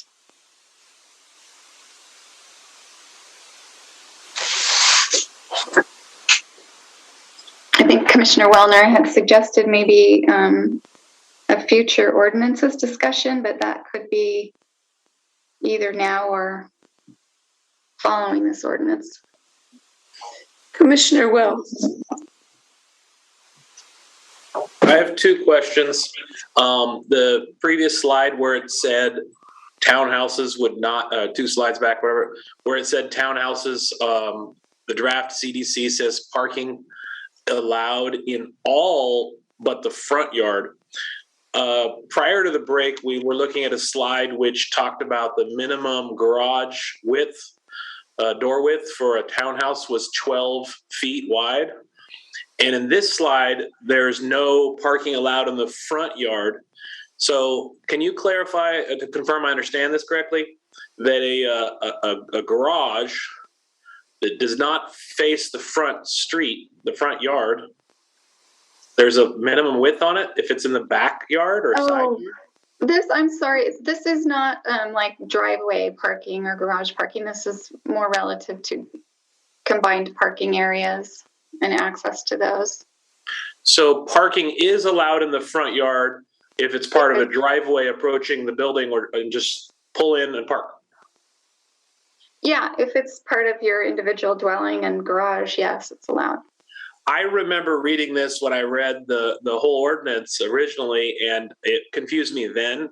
So I want to just point that out, that I might be confused, or maybe it's not clear. My second question is there's been some discussion, like people say they want to allow detached duplexes, or want to fix the ADU problems. When in your slide we just finished on, where we talked about future hearings or future meetings, if we want to have staff help come up with language, do we, during the public hearing, ask staff to come back with draft revisions or draft engrossment language at one of these meetings? Or do we have to propose it ourselves? I think you can propose it in concept. Teresa, do you want to take that? I'm You're sorry to muted. interrupt. I'm Yeah. in the meeting. No. There are a couple different ways that we could do that. We don't expect planning commissioners to come up with the specific code language. In some cases, the planning commission might just take action to say that you would like this concept folded into the ordinance. Or in some cases, if it's easy enough, quickly enough, we could have actual code language that you could look at. So it depends on what the ask is, whether we would have specific language in time for the planning commission to check on specific language. We have to have the specific language by the time we go to the board, but we don't have to have that all worked out with the planning commission if you're okay with taking action on it at a conceptual level. Thank you. Commissioner Bidu.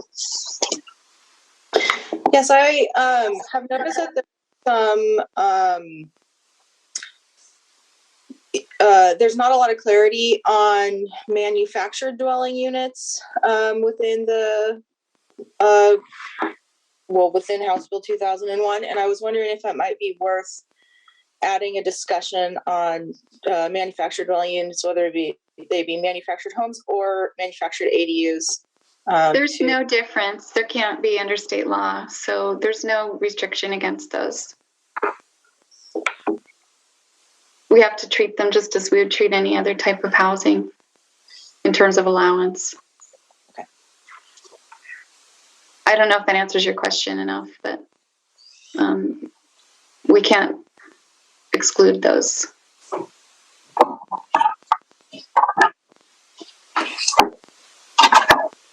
Commissioner Will? No, okay. Any other possible topics you'd want to suggest at this time? And I might suggest that after you hear from the public and after you do your deliberations, there may be other things that come out. So we can keep that open as well. Sure. Well, then let's move on to the public hearing. And I believe at least one person is signed up to testify. Is that correct?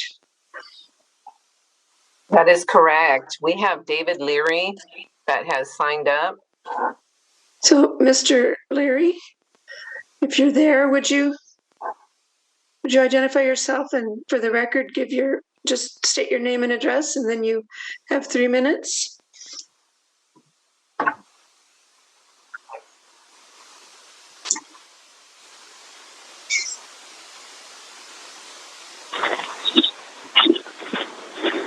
Hi, can you hear me? Yep.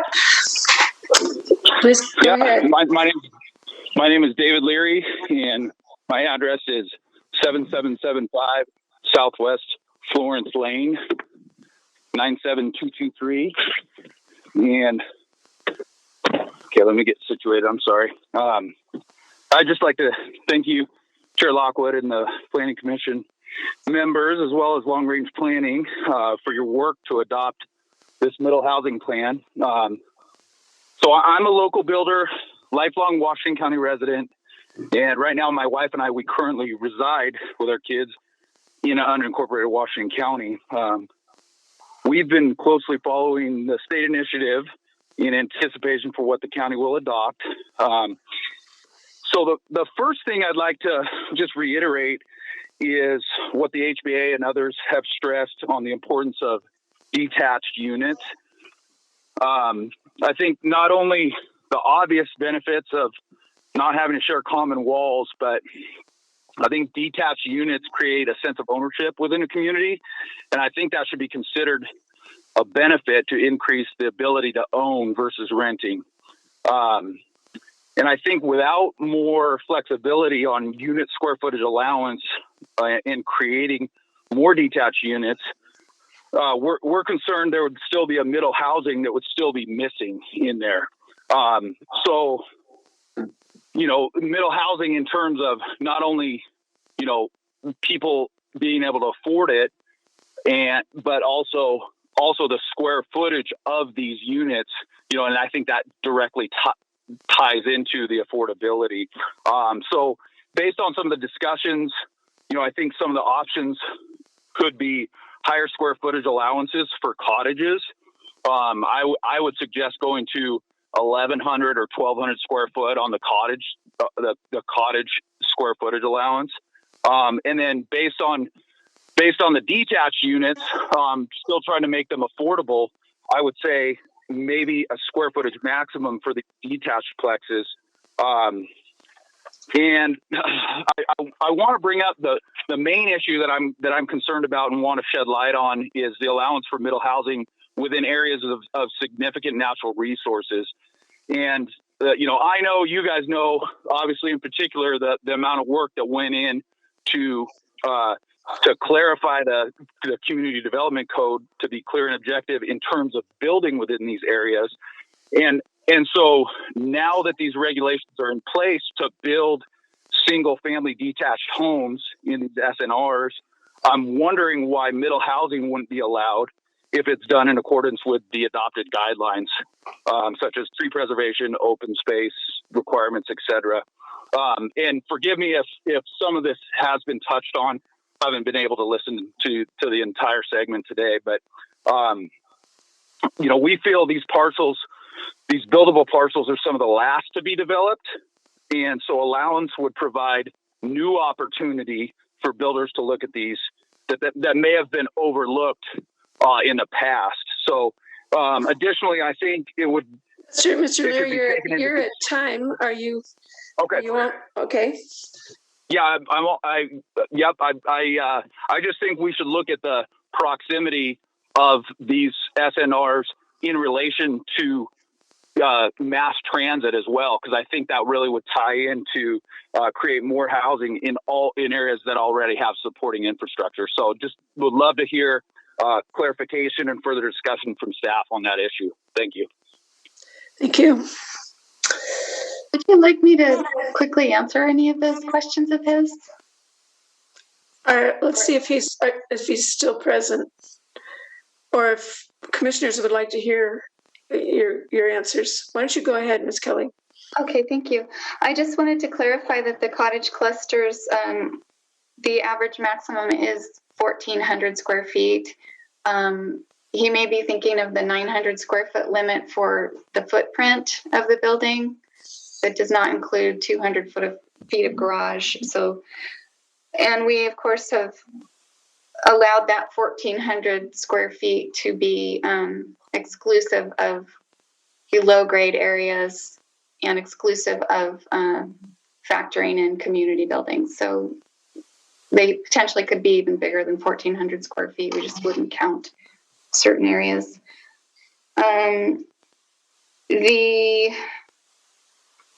In significant natural resources, middle housing is allowed except in water related significant resources where only duplexes and single detached homes can be allowed. Single detached homes, are already allowed there in those water areas, and we would have to allow a duplex there just like a single detached home. But as far as significant wildlife habitat where there's not water and so forth, no restrictions on middle housing there.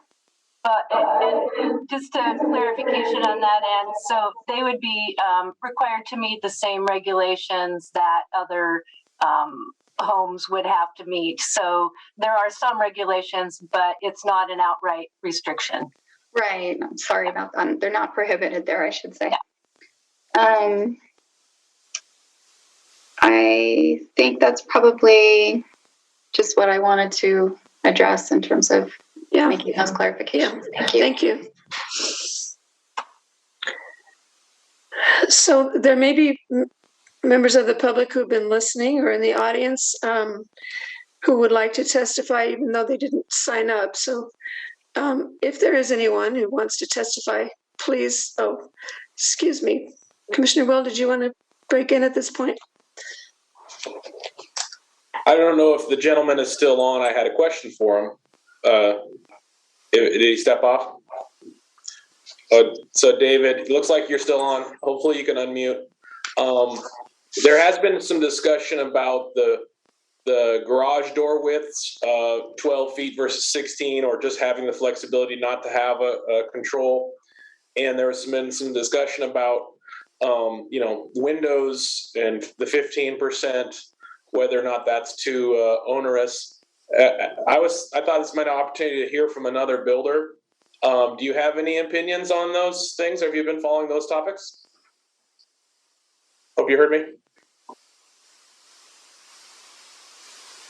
Commissioner Mill, we asked David Leary to unmute. Oh, he's unmuted now. Yeah. Can you hear me? Yes. Yeah. So, we haven't processed that some of those requirements, too distinctively. I think, I think a lot of plans that we've been looking at in terms of cottages, it would be very valuable to include garages on certain units. In terms of how much garage space, I mean, I think in Oregon, the more the better.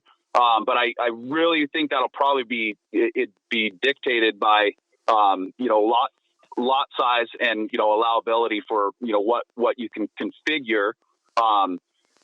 But that's kind of as far as we've gotten on that aspect. Can I ask one follow-up question? Do you build any townhouses attached product, or do you stick to attached? And do you have any opinion on which the home building community would most invest in? Well, we primarily do remodels and detached units, so ADUs and new construction. So I think always the concern with attached units is liability. I do think there certainly is a place for it, and I believe that for a lot of development or redevelopment of property, the lot size would kind of dictate what a builder would do. So I think it would be wise to allow the flexibility of these detached plexes if there's the space for it, and then on lots that there's not space for it, then those would be attached. And so I think the market would dictate that and allow for what the consumer would want. And I would just point to a lot of sentiment that we got from different people is they want the detached units, even if they're small. There's a lot of single homeowners that are looking to buy, and there are a lot of people who are downsizing who are looking to buy. So, but the detached is definitely more desirable for them. All right. Thank you for answering my questions and for participating. We appreciate it. Yeah, appreciate it. Is there anyone in the audience who would like to speak, a member of the public? If you do, would you please raise your virtual hand?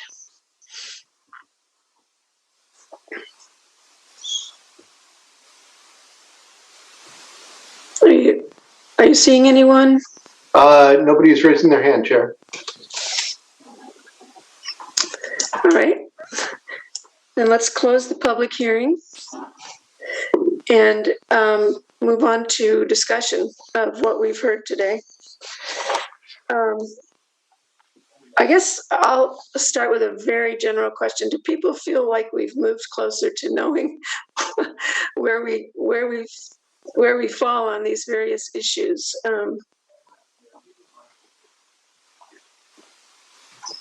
Or should we catalog what's still outstanding as an issue? The three subject matters for today were the detached plexes, ADUs, and design features, which included the glazing and the garage and maybe some other things that I'm not remembering. I think maybe the glazing issue has been resolved. Yeah.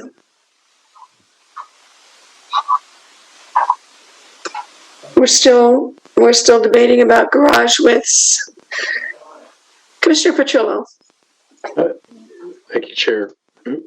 Yes, just in response to your question, I do think we're making progress. I think staff probably views the same, I hope. And we also need to keep it in context, keep some context for what we're doing. This is a big,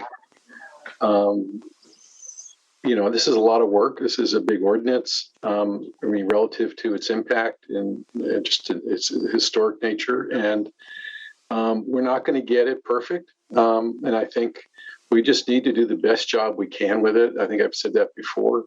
I think I think, by that, criteria, I would say we're doing a good job. We got more to do. I've talked to people in Portland who said they're pretty much done with it. The city of Portland, the Planning Commission of the city of Portland, which surprises me that we're taking much more time. But I think it warrants it, and even though it's very time consuming.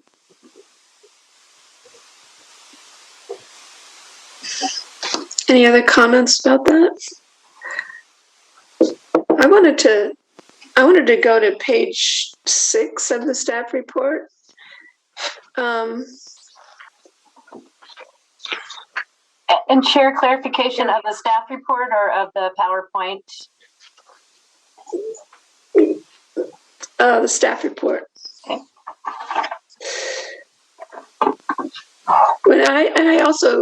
I didn't receive a hard copy in the mail. Was that how things were this time? Mm-hmm. All right. You got one. All right. I didn't. I printed it out. Anyway, on the bottom half of that page, there's a couple of bullet points. Define plexes such that at least 2 of the units must be attached to one another, but not all units must be attached. That one, it seems like our discussion has assumed that would be the way it is. It seems like a good idea to me. So I would just point to that as something that I think I would support. And then the next bullet point is about allowing detached plexes as an incentive if the development is providing some sort of public benefit, retaining an existing unit on site, deed restricting 1 or more units as affordable housing, retaining existing mature trees. Those are 3 options as incentives. Again, those all sound like things I could support.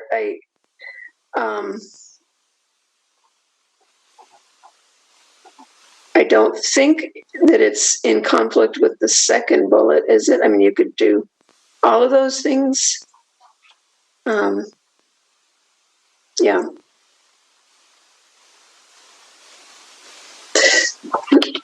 I'm seeing hands up. I don't know who was first. Commissioner Wellner. Just a comment that, honestly, I spent a lot of time on this, and I really have been struggling with a difficulty understanding why this is so difficult. Because I don't see the clear difference between. There's a lot of differences, but when you're physically on the ground in a development, whether or not 2 homes have an attached wall or 2 homes are 6 feet apart is not really all that different. There's a lot of benefits to having them separated, but physically it's not that different of an occupation of space.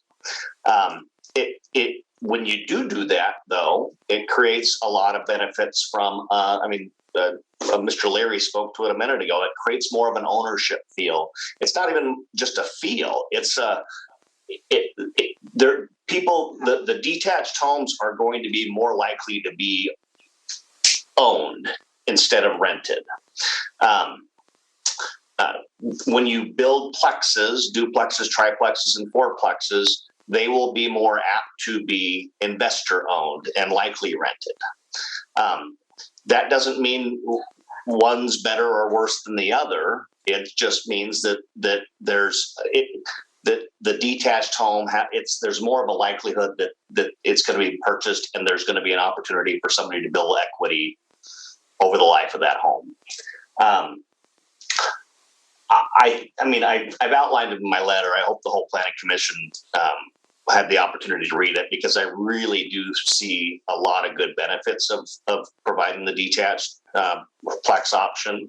I don't think we should be limiting it in any way, shape, or form. We're not doing anything to discourage the attached options too. A builder that wants to build attached plexes will have the opportunity to. And I don't think that this is going to be play the dominant role that staff hypothesized it might. I think it creates a great opportunity, and I think a lot of people will take advantage of it, but that doesn't mean it's going to become all middle housing. So I'm struggling with it because I don't understand why it's so hard, I think, for staff to look at the positives of it. They seem to be leaning really hard on the negatives of it, and that's frustrating for me. So I hope you take the time to read the letter that I put together, because I think what I'm proposing is what's really going to make a difference, and I hope you can see that too. Commissioner Will? Thank you, Chair Lockwood.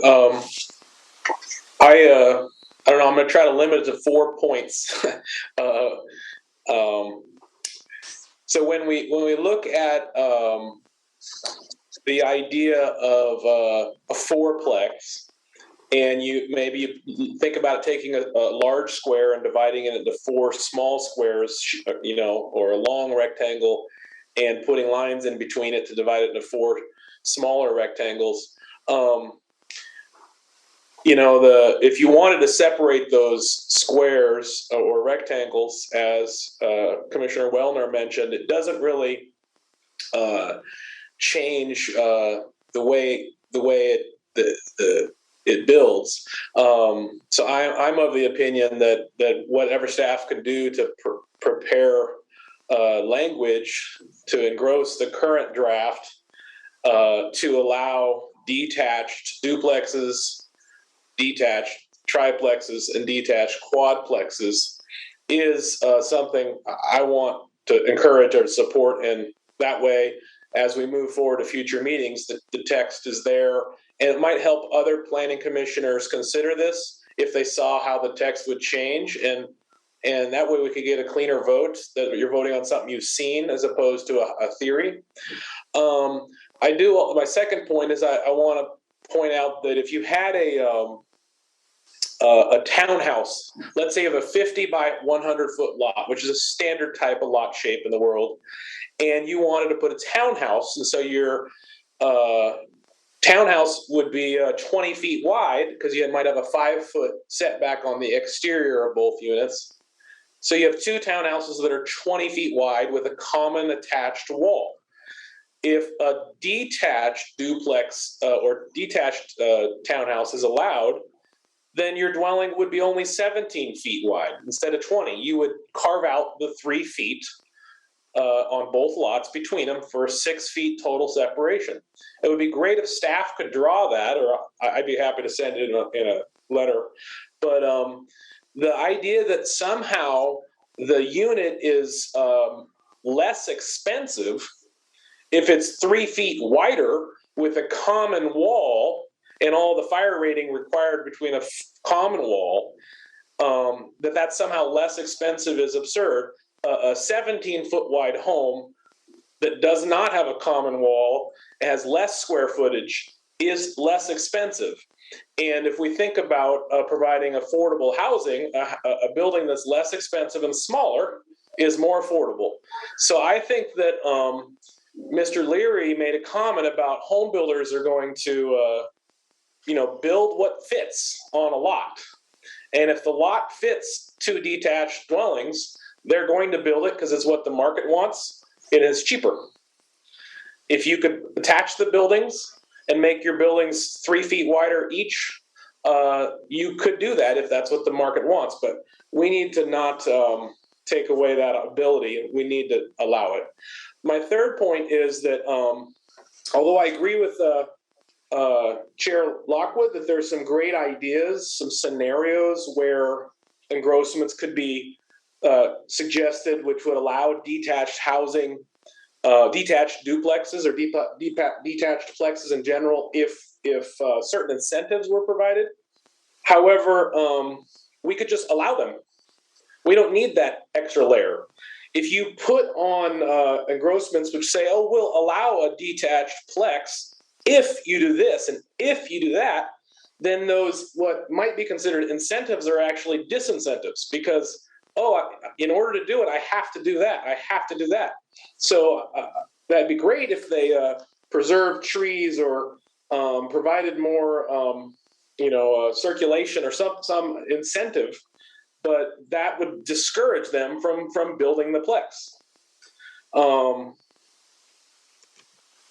And I said I'd try to limit it to 3 or 4 things. I think my fourth thing and final thing is, like with my request that staff proceed to prepare language that would engross the ordinance to allow detached plexes.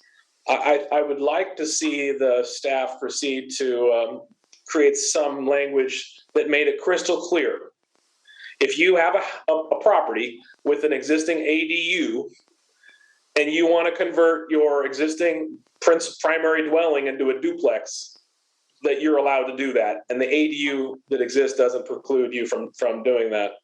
Because it appears now that a duplex has a maximum of 2 dwelling units, and your existing ADU would represent a dwelling unit, and your existing primary dwelling unit would represent a dwelling unit. And so you could not convert your house. So to summarize that, you got a duplex is allowed 3, a 3-plex is allowed 4, or 4-plex is allowed 4. And I think that currently is written that way for 3-plex and 4-plex. I think so. The real change is to the duplex. And on that note, I find it funny that a 4-plex, that the existing ADU becomes a non-conforming use. I might be out on a limb here, but I don't see any reason to have that. It just, basically, if you have a 4-plex and you have an existing ADU, the ADU was conforming when it was built, and it should stay conforming. It's just an exception to this middle housing thing. Obviously, you'd never be able to divide your 4-plex into 4 fee simple lots without tearing your ADU down. But I don't see why we need to label it a non-conforming use. Just allow it to be, and that's it.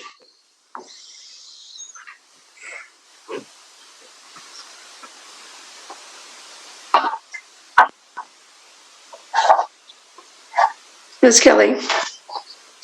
I just wanted to clarify the non-conforming use issue. Any use in the code that no longer meets the standards, today's standards, couldn't be approved today, is considered a legal non-conforming use as long as it met the standards that were in place at the time it was approved.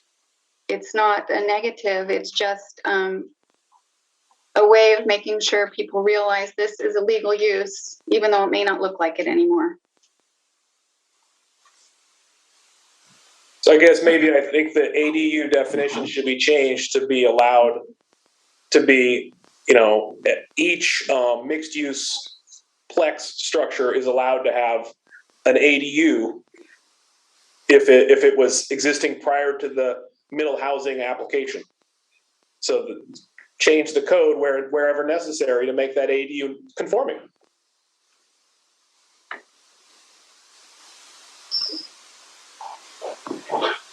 Thank you. I guess there's one other comment I would make. This again is on page 4 of the report, saying that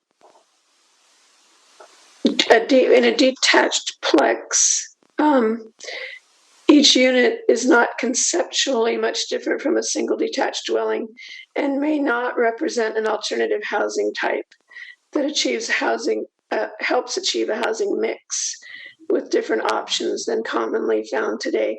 So I think a small house on a small lot is a different kind of house for Washington County and provides different choices. So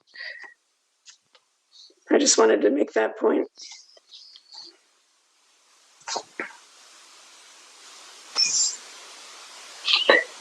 These can be quite large, though. Yeah, I was wondering about that. Go ahead, talk about the size. Sorry, I didn't raise my hand first. Some of them are as large as 4,000 square feet. It just depends on the lot. So if someone had a large lot and chose to do a duplex, there would be no constraints on the size as long as they met the setbacks. So yeah, I was wondering if relative to that question of size, there's a chart in our previous staff report about minimum lot sizes, and then I think maximum was mentioned somewhere. So what if there were a maximum lot size? We are not proposing any maximum lot sizes. It's just minimum. Yeah. Right. So that way, you cannot control what you were just describing, that you could have a 4,000 square foot that was considered a detached duplex. Is that correct? Right. And there's nothing in the rules or the model code that provides for a maximum lot size. Yeah. But is it prohibited? I mean, I just thought it might be a way to, deal with this issue of wanting to provide affordable housing that's not a 4,000 square foot house, for example. Yeah, when we first started considering detached plexes, I thought, what a great idea for people downsizing. They might like a smaller house on a small lot. But there's difficulty in ensuring that they actually would be small. If you consider that if we were to limit them, we would probably have to limit the size of a single detached dwelling in order to apply that to these other housing types. And if we were to limit a detached plex, we probably would also have to limit an attached plex the same way. There are a lot of constraints around the ways that we can restrict and limit things with middle housing between the rules and the extent that we can go with model code. And that includes lot size. Okay. Well, it's, we can only use what the rules provide, what's in model code, or what we apply to a single detached home in the same jurisdiction, or the same district. Yeah. Sarah Lockwood, are you asking about house size? I thought that if there was a maximum lot size, it would constrain the size of the plexes.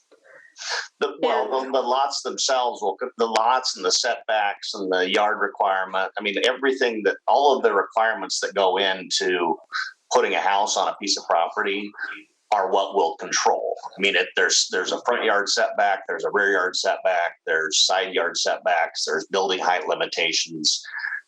If you've got a 5,000 square foot lot and you wanted to do a detached duplex, those units would probably be ranged between 1,800 and 2,200 square feet each, is my guess, somewhere around there. They're not going to be McMansions. They can't be. Again, is what I outlined in my letter. It's a very dense environment. These homes are very tight and they can't be huge as a result. If you go over to a project that I worked on, which is 45 Central over in Beaverton, it's kind of a similar setup. The homes are pretty close. In that circumstance, we did them on a common green, so all the front doors were attached by a pathway and by open spaces, and all of the units were alley loaded. But there's no reason why that similar size of a home couldn't be front loaded. and that but ultimately it's the setbacks, it's the outdoor requirements, it's the fact that you need 20 foot for a driveway going up to the front of your house that's going to and that the height's going to be limited probably to no more than 35 feet. That's going to control how much space you have. And when you put a garage in that space, it eats up a lot of it too. So there's a lot of things. It's not, don't just assume that you can go in and go put 2,000-3,000 square foot homes on a 7,000 square foot lot, because it physically wouldn't work. Yeah.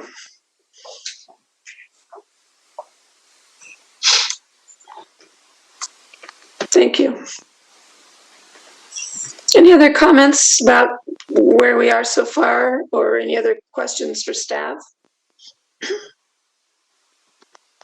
Hello, I'm so sorry. I have to drop off now. Have another meeting in 9 minutes. Thank you so much. Letting us know. All right. Bye-bye. I have some questions regarding the duplex, triplexes and stuff, but I'll reach out to the staff.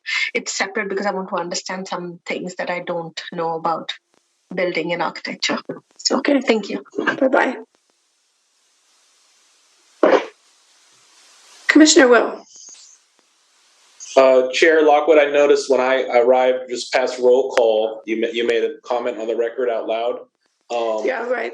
I think Commissioner Milliman may have arrived right after the break, and I didn't heard you mention that on the record that she's been here the whole time. Yeah, thank you for that reminder. That's true. Commissioner Milliman joined us just as we were starting after the break. Can I ask a question? Sure. I remember my question now. I just distracted myself. I know. I'm curious to ask staff what their impression is of the application of the middle housing changes and ordinances here that were passed, that proposing to be passed. I envision 99% of this to occur on existing lots from existing subdivisions, historically and from the 60s or 70s, or even more recent subdivisions. Questions like Chair Lockwood's about, well, could somebody come in and build, a fourplex detached? If we allowed detached fourplexes, would somebody come in and build 4 detached 4,000 square foot structures? That, as Commissioner Wellner said, would require a really big parent lot in order to build 4 large homes on. To what extent is this going to be happening on greenfield, large, acreage tracts versus what I think it's envisioned, and what I'm always envisioning is on existing smaller lots? You want me to take that in, or? Okay, sure. So the Eco Northwest study found that probably most of the middle housing will not happen on your typical subdivision lots that were semi-recently created. So it will be on the larger lots. We do have some older subdivisions that have quite large lots, so maybe it would happen in some of those, maybe particularly in R5, where those lots were created quite a while ago. We do still have some areas that maybe aren't quite greenfields, but they're very, very large lots. So we have 2-3+ acre lots that are still out there. So it would be a range, but it probably won't be on most of the typical subdivision lots that we have out there. Ms. Kelly. Thank you.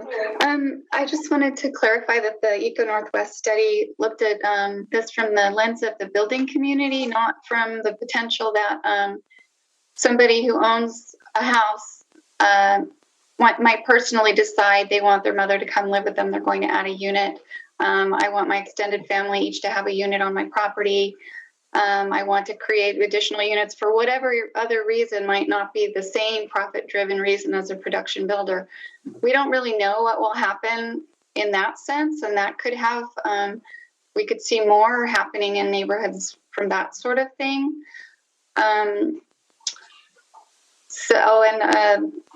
Certain groups like AARP are pushing for that sort of thing and educating older people about the potential for income by doing that sort of thing. So we have looked at potential building community trends, but we don't really know what will happen with this kind of new, new group of builders and remodelers.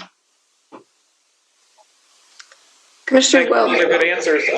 If I could just follow up with the reason why I asked that is because I believe a lot of people who own an existing house, a single family dwelling, detached dwelling in a traditional subdivision, whether it's a 10,000 square foot lot or 5,000 square foot lot, are there because they don't want to share a common wall with their neighbor. And so allowing detached plexes will make it palatable for them to take that really, really big side yard they have or really big backyard and throw up a structure and rent it out because their wife or their husband, in the case may be, are going to say, oh, well, yeah, I don't mind. I just don't want to hear the renters banging on the wall, So I think it's very important that if the existing lots that are out there are going to apply this, the detached, it has other good reasons for people who are unlikely to put an attached dwelling attached to their dwelling that they're going to remain in. Thank you.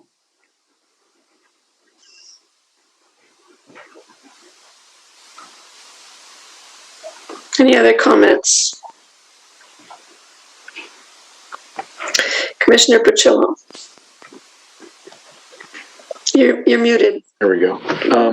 It feels like that the debate going forward, or a lot of, is going to be focused on this issue, and I see both sides of it. However, when you look at it from like a cost-benefit analysis or a risk-based analysis, it's a low-risk proposition or a low cost and potentially a larger benefit than cost to consider allowing rather than prescribing or prohibiting the detached.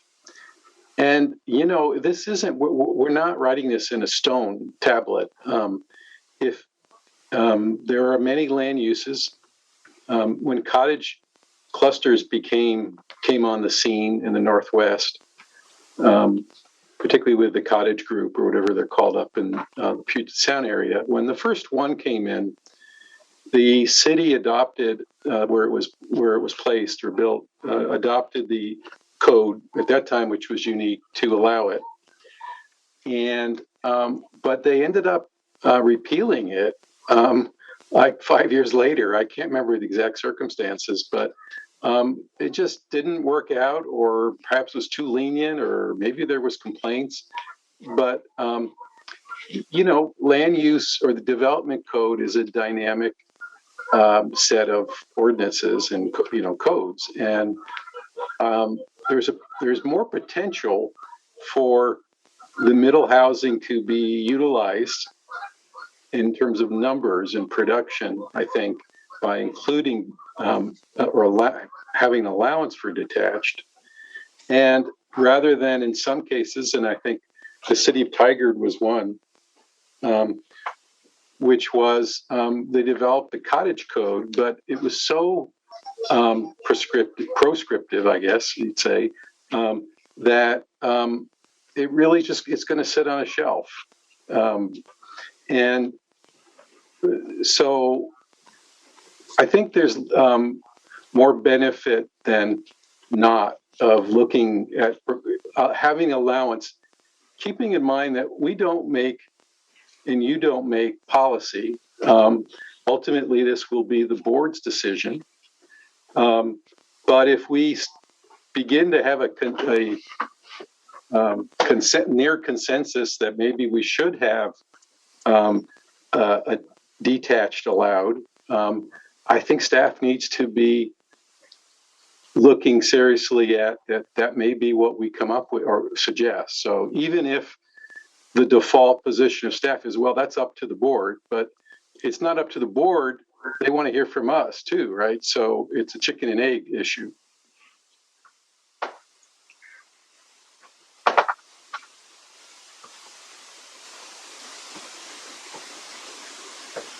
Any more comments? I think none of us on staff are opposed to this idea. I just want to make that really clear. We are very open-minded to it. In Oregon, though, we have Measure 56, which was voted on by the public, and we have to be very cautious about allowing something and then retracting that allowance because it represents a loss in property rights and potentially property values, and puts us out on a legal limb, so to speak. So that's a big issue. Because there's some caution involved in. That is a cautionary issue. Washington State doesn't have that, issue to be concerned about, and that's one reason that adopting the model code and then pulling it out. There's that's a big risk, right? Yeah. However, I'm not thinking of it pulling it out and replacing it on an interim basis. I'm thinking you put it in if it's not working, like any other part of the ordinance, it could be amended or even rescinded. Of course, whatever changes we make in the development code or new allowances, we are always entering into that territory of liability or potential problems with those issues. Commissioner Wellner. Commissioner Will earlier mentioned, I guess, the possibility of asking staff for language. Proposed language. I guess what do we need to do here to give that direction? I guess I'm asking staff that question.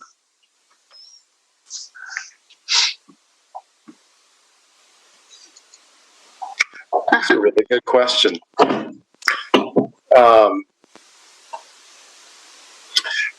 There's the easiest way to get there is to kind of develop a motion with a recommendation that, we want detached duplexes or triplexes or quads. I don't know if you want them all, so you have to kind of figure that part out. And that, and then also kind of give the direction of, no restrictions, or here's the conditions that you would want it. So if we get that semi-specific direction, then we can craft draft language that, and I'm not guaranteeing that language shows up certainly by next time, maybe the 30th, or maybe we end up with, we haven't perfected this yet. You have to give us the direction to do this and incorporate it and suggest it to the board. So, that's probably the sooner the better if you think there's the will of the Planning Commission to give us some direction on what to do. Waiting for the beginning of the meeting on the 30th and telling us to craft specific language by the end of the meeting on the 30th. Well, that's not going to happen. So it's sort of, this is your call on how to do this, but giving us as much time as possible is best, and know that there's always going to be the need to kind of go, oops, we forgot this section of the code or that section as we look and think more about it. And so that there's, as long as it's done sort of in the spirit of the direction you're giving, it's always nice to have that freedom to make those suggestions to the board before it gets there to say, I think the Planning Commission gave us this general direction when they voted on it. They didn't look at, Article 4 and Article 502.6 or whatever, because those things always do come up when we, look at cross references and things like that. So I guess what I'm generally saying is the sooner the better if you think you're headed in that direction of giving us some direction, and we'll do our best to come back with something, but we may not perfect it until it gets to the board. Okay, well, I guess at the risk of getting shot down, I'm going to ask the question.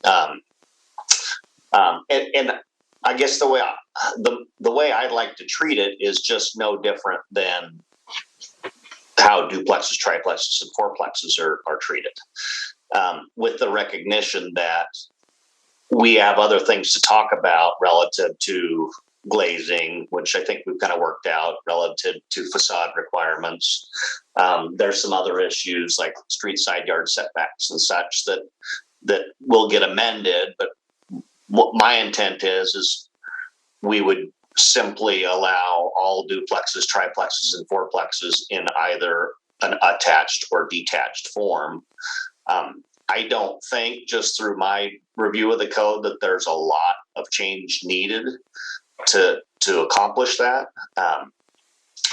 And so I guess I'll make the motion. Point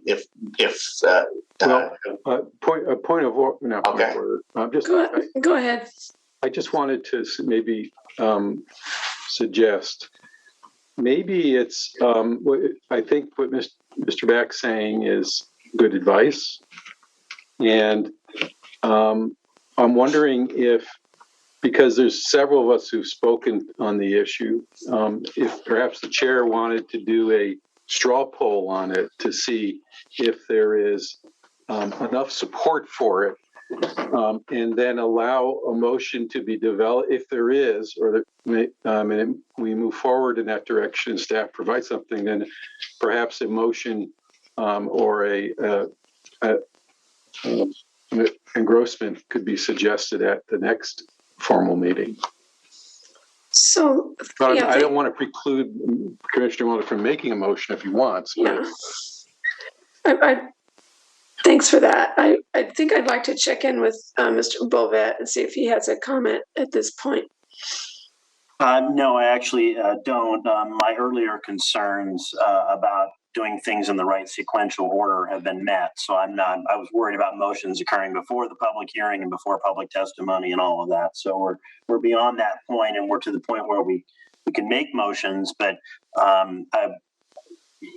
certainly if we need to craft something different for your review, but I would urge the motions be real, how should we say, kind of loose and conceptual, and that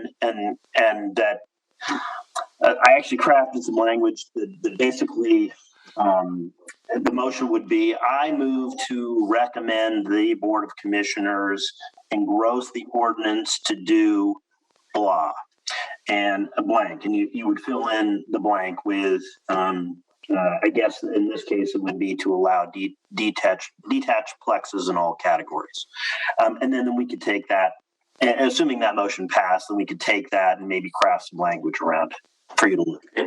So if that motion is made and seconded, we would then have some discussion among our members, and then we would vote. So that kind of would, I hope, achieve the straw poll function of checking in with people and seeing how they feel about that. So, Commissioner Wellner, your hand is up.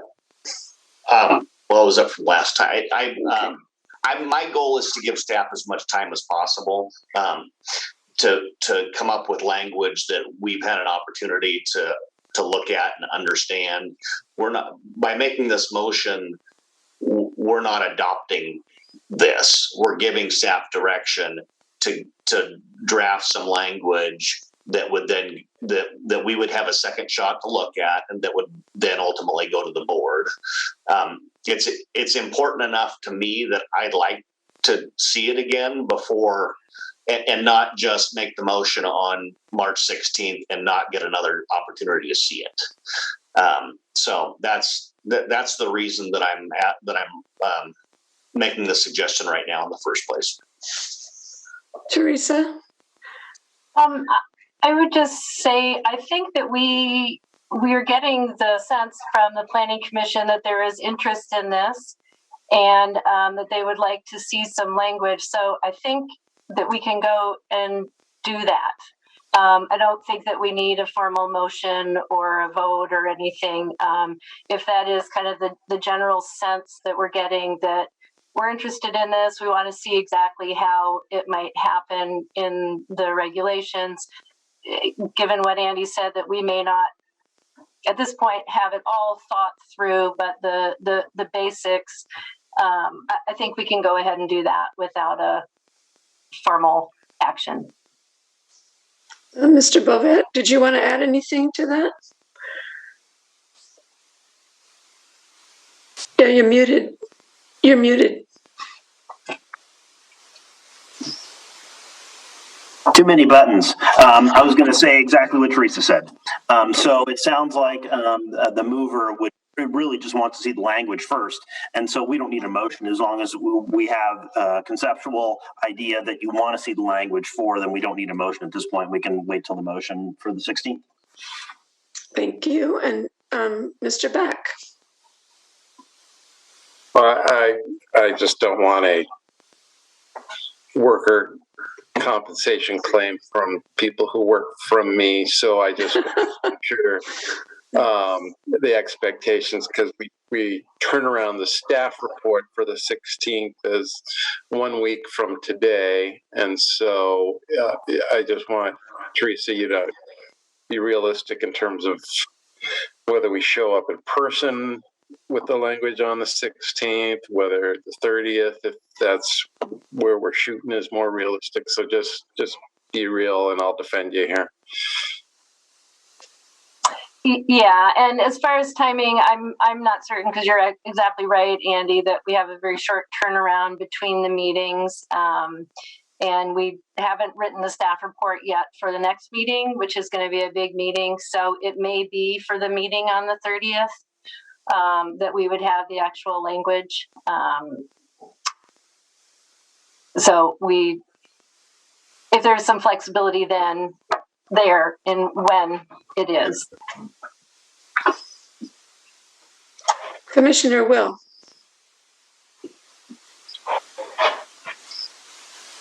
Thank you, Chair Lockwood.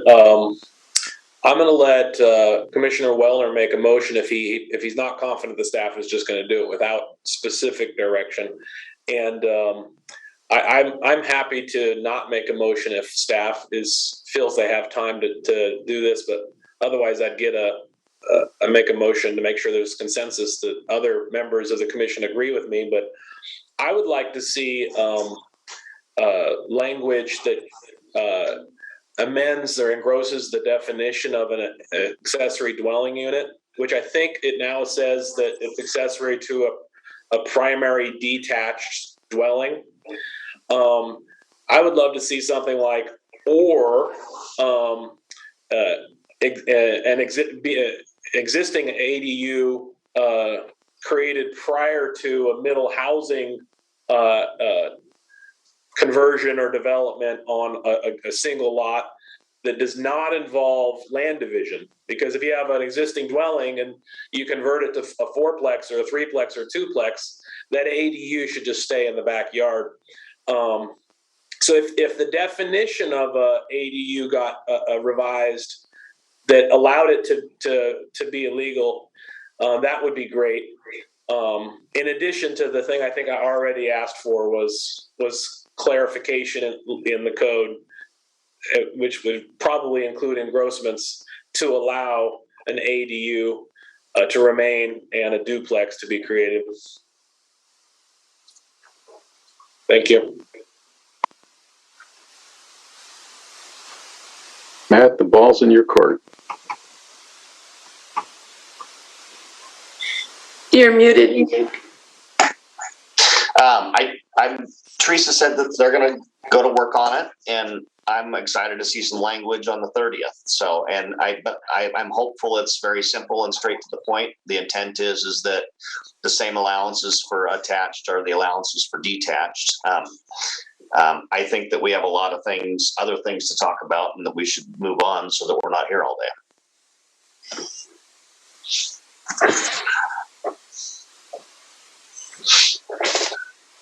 Well, is there anything anyone wants to bring up further at this point about today's staff report and the topics we've been addressing? Just a quick request, Chair, is perhaps it would be useful to just ask if there's any objection to what's been proposed by Commissioner Wellner. Thank you for that suggestion. Is there any objection to what's been proposed? The staff will develop language around detached housing. And the ADU language is what I also requested, Chair Lockwood. Yeah, and Commissioner Will has asked for any objections. Yeah, any objections to what Commissioner Will is requesting?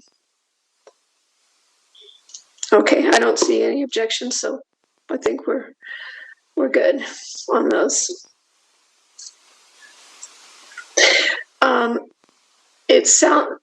Commissioner Wellner. Well, so when I said we should move on, I just think there's some other things that were in the slideshow that we were debating, I guess, or deliberating. Yes, on. I agree. I wrote down garage. The garage facade issue. You can go ahead. The townhome frontage issue. Those were the primary two, but then I had raised some others in my letter from the 28th that I wouldn't mind just taking a minute to walk through each and talk with staff a little more on it. Okay, and so your letter from the 28th was shorter than your other one, I think. I think the earlier one. The letter on the 28th is more the bullet list of stuff. So the earlier one dealt specifically with the detached plexes. Why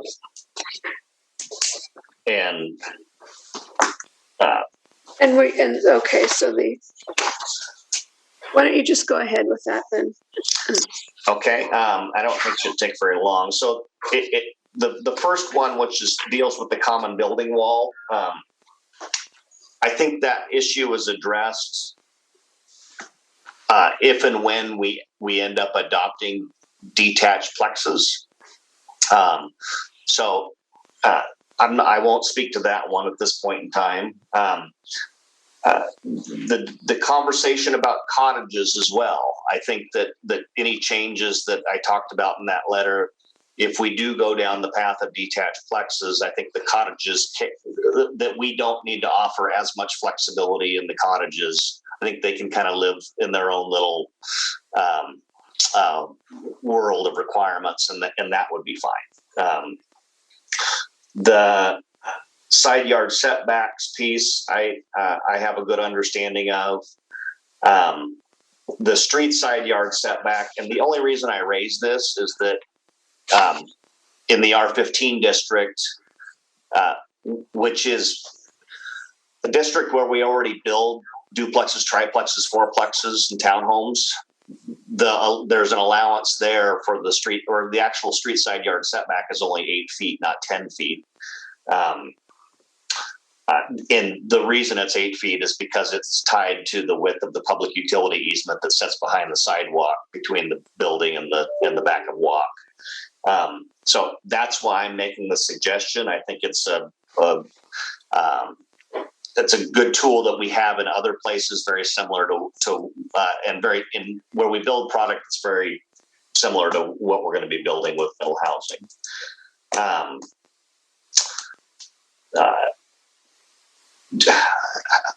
Ms. Chair and staff, how should we deal with each one of these items as I go through these? Should I just same eyepiece, or what do you suggest?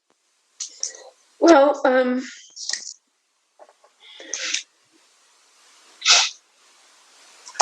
thinking that, for example, the one you were just talking about, and I see Mr. Back has his hand up too, but it seems like we have to, reduction would be, the staff response says, reduction would be a policy decision and the PC could recommend this change. It sounds like it would be something we'd have to talk over. Mr. Back? I was going to recommend that Mr. Bovet show his prepared little PowerPoint. We have a PowerPoint that we were thinking we wouldn't necessarily use today, but I think it would be helpful in terms of where we think we have this guide to help you down the road. So I don't know, Rob, is there a way you can share that, or does Todd have it? You're muted. Actually, I have the one that Teresa sent me back, and Teresa also has it. So if you want to show it, or I can try to show it. Yeah. Why don't you go ahead, Teresa? I guess, why don't you give it a shot, Teresa? I guess the intent is, so. Is this showing up at all? Yeah. Yes. Okay. And if I could just explain, and this was just something I charted out just in case we wanted to talk it through at the very beginning, but you guys kind of talked it all through. And the idea was, you hear your staff report, you take all the public testimony, and that both Teresa and I, actually there's quite a number of us that are tracking all of your, let's say, issue points. And then when we got through all of that, we would go through a series of motions, and I crafted this language to deal with all of these issue points or topics, whatever you want to call them. It could be, the detached flexes, it could be the ADUs, it could be the garage with whatever. And then people make motions to see where the Planning Commission is at under number 4. And then at the very end, when we're all done with everything, all is said and done, somebody makes a motion to move the whole slate, including all of the things that have been approved by the Planning Commission. So that was at least the structure that I was thinking we would use, since there are so many topics and so many issues with 885. So I think the process that I was thinking of was, we'll keep track of these things. So next meeting we'll summarize the possible topics from this meeting and make sure that at the meeting on the 16th we at least get a head nod from you. Yeah, those were the topics. And then assuming the 30th is the date that you make sort of a final motion, we can have them laid out, and then you just kind of go through a process and vote on them as necessary. If that makes sense. It does, and they're kind of laid out here. Right. And so, did you anticipate? Staff commented that we could do something, but it's a policy issue. Does staff have an opinion on 8-foot side yard setbacks? Does staff have an opinion on 15-foot townhomes? Or do you want us to just? I'm trying to not. I put together a letter. I'm trying not to dominate the conversation by just going through the letter. And I don't know how to do that, unfortunately. So, and a little bit of it is we will be commenting formally on the letter next time. Is that correct, Teresa? Matt's letter will have written responses to everything. No, you already did. Right. So, yeah. Right. So Commissioner Wellner has commented back on our comments. So. Okay. Yeah. Got it. So we thought we would use this meeting to discuss the rest of those issues. And to answer your question, Commissioner Wellner, Teresa and I, at least, are not opposed to the reduction of the side yard setback to 8 feet, or, I'm sorry, what was the other one? I just wrote it down here. Well, the next one in that line was taking the townhomes. Oh, no, 15 feet. Not opposed to that either. Sorry. Okay. And so I think that's helpful to kind of go through each one of these, and then everybody can hear that. And if you disagree, then that's fine too. So with that, are you proposing that for our next meeting or for now? For now, if we have time. It shouldn't take very long, though. Commissioner Will. Thank you, Chair Lockwood. I would like to make a motion, but before I do, I want to ask a clarifying question of staff. I like that slide presentation. It showed topic 1 through 8, I think it was.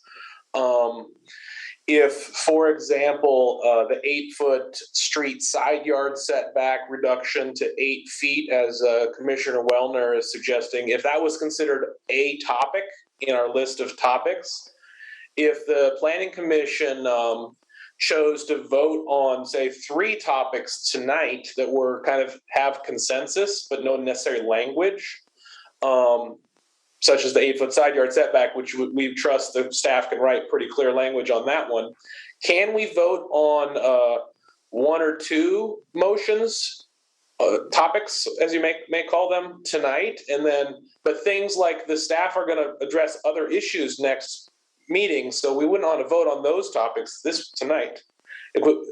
As opposed to, I think, Rob, in your presentation, you said at the final meeting, vote on each one. Is there any value for us to vote on a couple clear ones that are obvious that we all support tonight? I guess my question, instead of all at the end. Yeah, Mr. Bovet. So my recommendation was to vote on at the end the whole fell swoop, but it doesn't mean you have to vote on all of the topics. You could vote on some today. You could vote on some on the 16th. Vote on some on the 30th. But at the end, wrap it up with a big motion.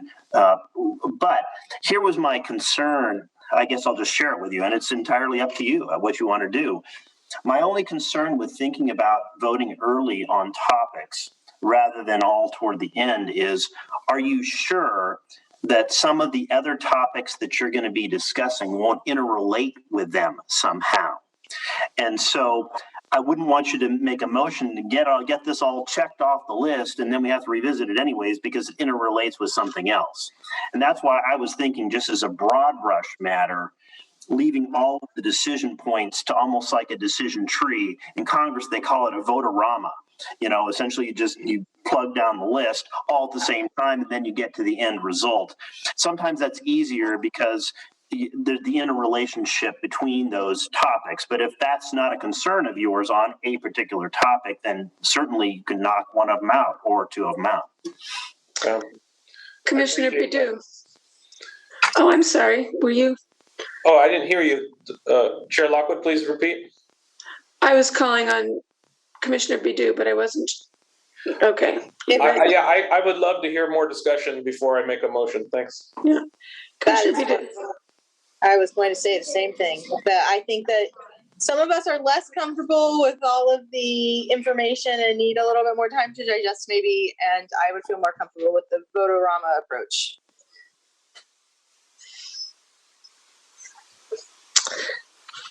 Mr. Back.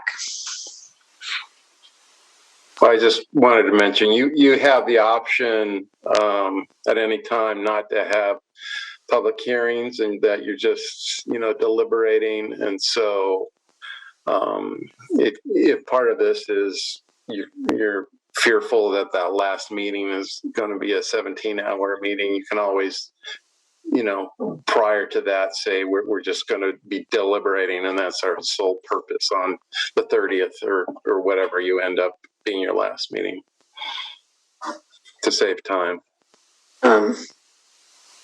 Commissioner Will. Well, one of my motivations for making a motion or 2 this evening is to help staff. If, for example, we I made a motion to create an engrossment to allow 8-foot street side yard setbacks, and everybody agreed on that. That's one less thing for the Votorama, and staff can then get that done in a very timely manner before April for the board, and focus their time on things that do need more discussion. So I'm comfortable making a motion and it failing if commissioners aren't solid on it. I won't make too many, but during discussion, I'd be happy to withdraw my motion if people feel it's not good. So I would like to make a motion that staff prepare or that to engross the ordinance 852 to change the street side yard setback to 8 feet for all the zones, or everywhere it says 10, change it to 8 feet.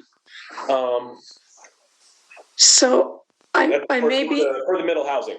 Yeah, I may be out of order here, but I do notice that we're 90 minutes since our last break, and I'm wondering if people would like a 5-minute break at this point. Chair Lockwood, could I ask if there is a second before we go to break? Otherwise, it's sure. Yeah, is there a second? It's been moved that we approve the 8-foot setback. Is that the right way to? Which I'm not saying this very well. I'm not opposed to taking a vote on this, but it would be easier, I think, for everybody if they could see that staff is not, instead of staff just saying this is a policy decision, it's up to you guys to figure out. It would be helpful for staff to say, we see the merits of this and we would support it. Because then we as a planning commission can hear that, understand it, and make an informed decision on it. And then we can figure out the things that we're really at odds with staff on. And we can fight about those things. So today might not be the best meeting to go through each individual item, but what I can do, I mean, if I can go through and distill this down a little bit more, maybe that would be helpful for a staff response, and I could do that and get it over to you Friday. But I guess I'm looking for you guys to tell us the easiest way to get this, and I'm fine with Votorama, but I agree in part with Commissioner Will that it's the end of it will be easier if we pick stuff off right now. But not everybody's comfortable with these issues yet either. So I'm trying to do the balancing act. So, Teresa, did you want to speak? I mean, Commissioner Bidu also has her hand up. And I was going to say we're comfortable walking through some of the outstanding items on Commissioner Wellner's list, and we can give a sense of where we think staff could support a change and where we still have questions or maybe wouldn't support. So we're happy to do that if that's the what the PC would like. But I don't want to stop further discussion. Okay, Commissioner Bidu. I just wanted to add that I do want to support staff in, what their most efficient course of action will be as well. So if staff feels like doing some of the voting now is best, and I'm not feeling so strongly about Votorama that I will abstain or not have an opinion on any of the items that are up for vote. Mr. Bovet. Thank you, Madam Chair. I just wanted to note that if this motion does proceed and gets a second, I would like to clarify the motion because its wording was a little bit wonky. Okay. And, Ms. Kelly and Mr. Back, both of you, I think you were first, Ms. Kelly. Yeah. I just wanted to say that if it's easier for people who feel more comfortable with voting on everything at the end, I don't know that staff necessarily has a preference, but things like the 8-foot setback and the 15-foot townhouse frontage are really fairly easy changes, and we've already made note of them. Wouldn't be something we need a lot of time to deal with. We already have done analyses on those things and where we have leeway to make changes. So there's not really any problem with leaving those till the end if you don't feel comfortable doing it now. Mr. Back. Well, we could also, not to confuse the issue, but I think there are a lot of the things in Matt's comments over the past few weeks that we agree with, that we could likely show up at the next meeting with, here's the list of everything that we say, these are changes that we're supportive of. And then just reference that one piece of paper in a motion that says, you recommend engrossment of the ordinance per Exhibit A in the staff report, consistent with the suggestions made by Commissioner Wellner. You could take care of all those relatively minor things that in one fell swoop. I think that would be a pretty efficient way to do that. And Teresa and Ann, I believe those things are pretty easy to pull out and just put in one table, and we could show up next time with it. Yes, probably not necessarily with language changes for all of them, but with with our leaning, I guess. If I see general head nods where folks aren't saying that's the stupidest idea I've ever come up with, and then we'll just do that unless we get different direction. I think that would be helpful. Commissioner Will. Thank you. In light of what staff suggested and not hearing any urgent second, I'd like to withdraw my motion. I also would like to ask staff to include on the list of items, of topics that we want to vote on that have been addressed and appear to have support from at least some members, probably get a second at least at a vote. The idea of the 50% reduction to a 25% connection for the attached, definition of attached. I thought it was funny how it went from 50 to 25 with no fanfare. That just goes to show that it's arbitrary, whether it's 50 or 40 or 30 or 25 or 10 or nothing. It's arbitrary. But I have seen in other city codes, county codes perhaps, where the word percent is substituted with a structural connection. So I would like to see staff address how it could be reduced to a structural connection, whether that structural connection is just a foundation wall 2 foot long or a beam connection, because I think we talked about how if somebody did have a detached accessory dwelling unit and wanted to include that as part of an attached Plex approach, it might be very difficult to get that detached structure attached with 25% of its wall length or whatever. I don't know, whatever the wall. They might be in an acute angle or an obtuse angle. They may not be parallel. So I really think that because the vote on a detached plexus might fail. And so if it fails, then they all must be attached. And then if they must be attached, I believe the 25% is arbitrary, and staff should consider changing that language to simply be a structural connection. That type of language I'd support. And I would love that to be added as a topic. So it might be a moot point, I think, as Commissioner Wellner said, if detached are allowed.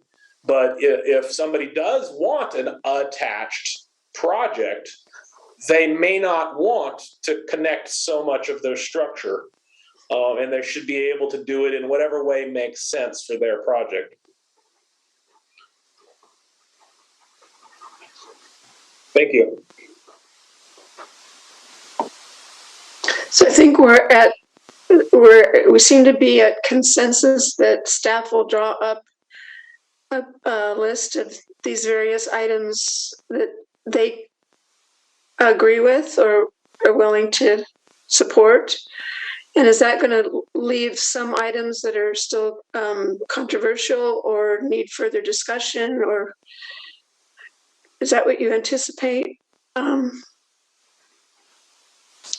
I think that we can do a list with the various things that we have heard, and we can put kind of staff's recommendation with those.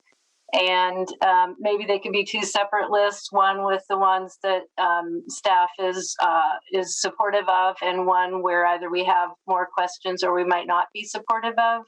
So, but that might help frame the discussion a little bit more. Yeah. Thank you. Commissioner Will. I just want to add up, I appreciate that clarification of staff about having maybe two lists. Maybe it's actually a third list. If any of those topic items have language, I know staff is limited on preparation time, but if by the 16th, if they have recommended engrossed language, that would help the planning commissioners vote on each topic, where some items, you could have a mixed, an item where it's a topic item, staff supports it, and here's the proposed language. That'll be the ideal situation. In other cases, it's a topic item, staff supports it, but staff has yet to write the language because maybe it's complex. But I mean, I personally don't need to go on March 30th. If staff is able to provide a good list, provide us their support or lack of support, and recommended language for every topic item, we could just vote that night. And then if we as a body feel we don't have enough information, then we can choose to continue to the 30th. But ideally, staff would be able to give us everything on the 16th in my world. Thank you. Teresa? Oh, I that was a leftover hand, but I was just going to say we can see if our worlds can align. So we'll see what's possible. As I mentioned, we have a lot of preparation still to do for next week's meeting, and 2 weeks from now to get a staff report out. So we'll see what we can do. If we can, we will. And sometimes we have walked in with it too, so that might end up being or a supplemental report. So we'll see what's possible.